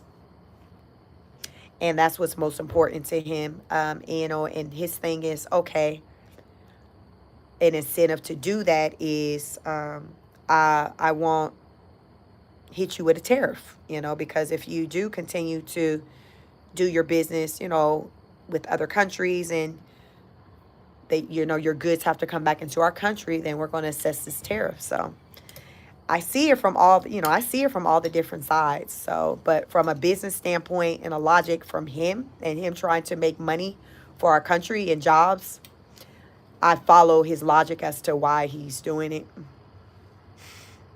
Let's say Jetchi, I'm not sure how you pronounce it. He says he's looking at it wrong. Even when we were in the industry economy, tariffs didn't work. From what they're saying, what the Trump administration is saying, and I wasn't, back when Trump was in office the first time, I didn't follow politics the way I do now. But what they're saying was back when he was in office the first time, he played this same little charade centered around the tariffs then, and it worked, and our country was doing very well. I know our economy, we were like at a 1.4%, like the number was crazy low. So apparently this strategy that he's used it before. He's used it before and it worked. So that's what, I was listening to his press secretary to talk today, Caroline, and she was saying when he was in office the first time, he used the same strategy and it worked. So it is going to work. So this is what they're saying. The only thing that we can kind of do is just sit back and see what happens. But I'm just going to keep the faith that his strategy is going to work. Because as of right now, some of these countries, including Canada, are like, okay. They're backpedaling and they're saying, okay, we're going to pivot. Canada told Trump, listen, if you remove all your tariffs, we'll remove all of ours. That was the offer that they made. I know some of the tariffs that took place that went into effect as of April 2nd, they're not applying to Canada and Mexico, but there are some tariffs or some things that are still impacting them. Just listening to them speak, I just have to try to understand, okay, what's still in place that still has them feeling a certain type of way, because it seems like all the tariffs aren't gone, but I think the ones that were to take effect April 2nd, they're not in place for Canada anymore. No, you says, I hope it works, but normally that's how you start war and depression. Eric says costs can come down if production costs and other costs such as employee benefits are expensive. Look at it from a business and or business owners. Anthony says eggs aren't even expensive where I live because I live by egg farms and gas is way cheaper thanks to Trump. Ryan says no use for names. You are pretty smart. I share the same thoughts. Yep. Zomgi says America does have a war economy. So she said, I'm talking historically. You said tariffs don't work. Zombie says, Anthony, you're talking much and saying little. Jackie says, well, I don't eat eggs or drive a car, so I win. Zongi says, Sheik, you're avoiding what I'm saying intentionally. I'm not quite sure. I've read some of your comments, so I'm not quite sure which one you're saying I'm avoiding. If there's a specific question that I missed, you can put it in a super chat. It'll come up in color, and I can see it easier. It's a lot of comments in here. So I'm not sure which part of what you said that I avoided, because I likely didn't see it. Ninju said, eggs aren't expensive where I live because I went to college. Listen, eggs are expensive where some people live. I mean, I know that the eggs prices have gone down. I don't buy eggs, in the store. We have a connect who has a farm. They have chickens and stuff, so we get our eggs from there. So I haven't bought eggs in the store in a long time. But the last time I looked at the prices for the egg prices, maybe like 3 weeks ago, here in Georgia where I live, they were on the high end $12, maybe $12.99, and on the low end like $5.99. And so I don't know what they are now. I don't know what they're on, but I hear they're going down. I know gas went up in my area, but it went back down today, like by 5 cents. So hopefully it'll continue to go down. It's about $3.15 a gallon here in Georgia where I live.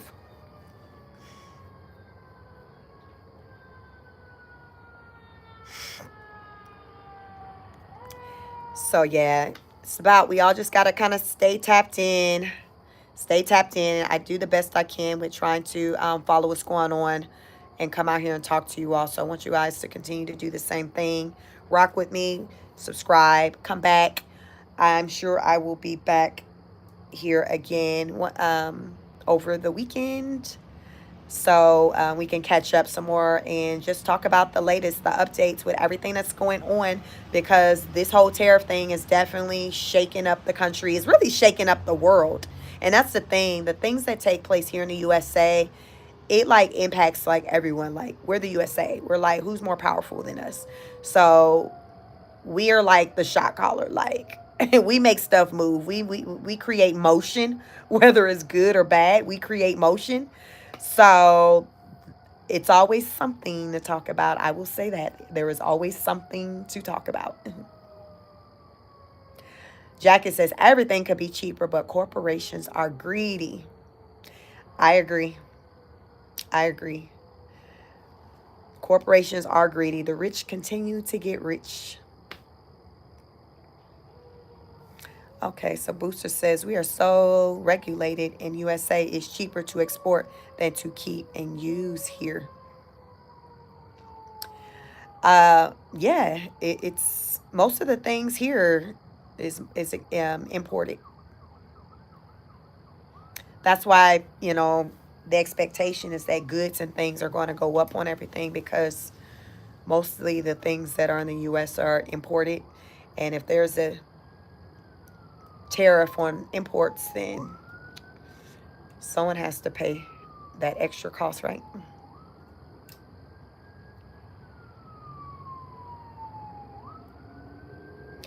Booster said Texas gas should be free. Hell, Georgia gas should be free. How about that? I would even be appreciative for just being in a no income tax state, like how Florida is, and what Mississippi is the most recent state to sign the bill to have no state income tax. So I'll take that. No state income tax. So hopefully that'll make it on the ballot. Booster said income tax is unconstitutional. From what I hear, Jack is saying no such thing as free gas. In our dreams, we wish. Booster says you worked hard. Now pay up, kid. I wish there was free gas, but yeah, I'll take no income tax. I'll take that. So hopefully someone in Georgia will run on no income tax. They'll probably get my vote. Listen, I don't vote by party. I vote on with my best interest. I'm independent. So what you talking? What you talking? I don't care if you red it's red or blue. I don't care. Green, black. I don't care. What you talking? What you trying to do? What kind of impact is it going to have on me and mine? That's what I look at. Policy, not party, Booster said. Vote on policy, not party. I know that's right. That's the only way. But a lot of people still vote on party. Do you, boo, do you, but that's not me. So that's not me. Yeah. No identity politics over here. So with that being said, you all like, share, subscribe. Make sure you got your notification bell on so you know when I go live. I'll be back. I'll be back soon. Hello from Tennessee. Hey, Tracy, how are you? Like, share, and subscribe. I like to say, go out into the world and show up in a way in which you want others to show up for you. Like, attract likes. Like, attract like. We're energy. We're energy. Give off good energy. Lucifer, believe in Jesus. Rapture soon. She said me too, but I look at important impact on my life and our society. Good night. Yes, on that note, take care of yourselves and one another. Heavy on the take care of yourself. I have some products out there if you're interested, centered around mental health. check out the links in the description. You can check out the links on my community page or in the description on my videos. And there are links to products that I have, books and things that I have on Amazon centered around mental health, coloring books, journals, notebooks for adults and children. Check it out. Price range from $5.99 to $7.99. So if you are interested in anything of that sort, definitely check it out. Leave a review. And No Use says, I really enjoy this stream and the host. Thank you, thank you, thank you. I enjoy having you too. I hope you subscribe so you will tap back in with us because we're a fun group over here. We get into some things, but brace yourself because, like I say, it can get crazy over here. We get a lot of people that'll come through and a lot of trolls, but we try to filter through the fluff and have real conversations. Thank you, Dr. J. Dr. J says, like, share, and subscribe. Booster says you are non-biased. Good luck. Thank you. Listen, that's the only way I know. I just try to see things from different angles, different point of views, because everybody got an opinion, and I just try to understand. That's just listen. That's all I can do. That is all I can do is try to understand. So on that note, God bless you too. I hope you all have a wonderful evening. Peace.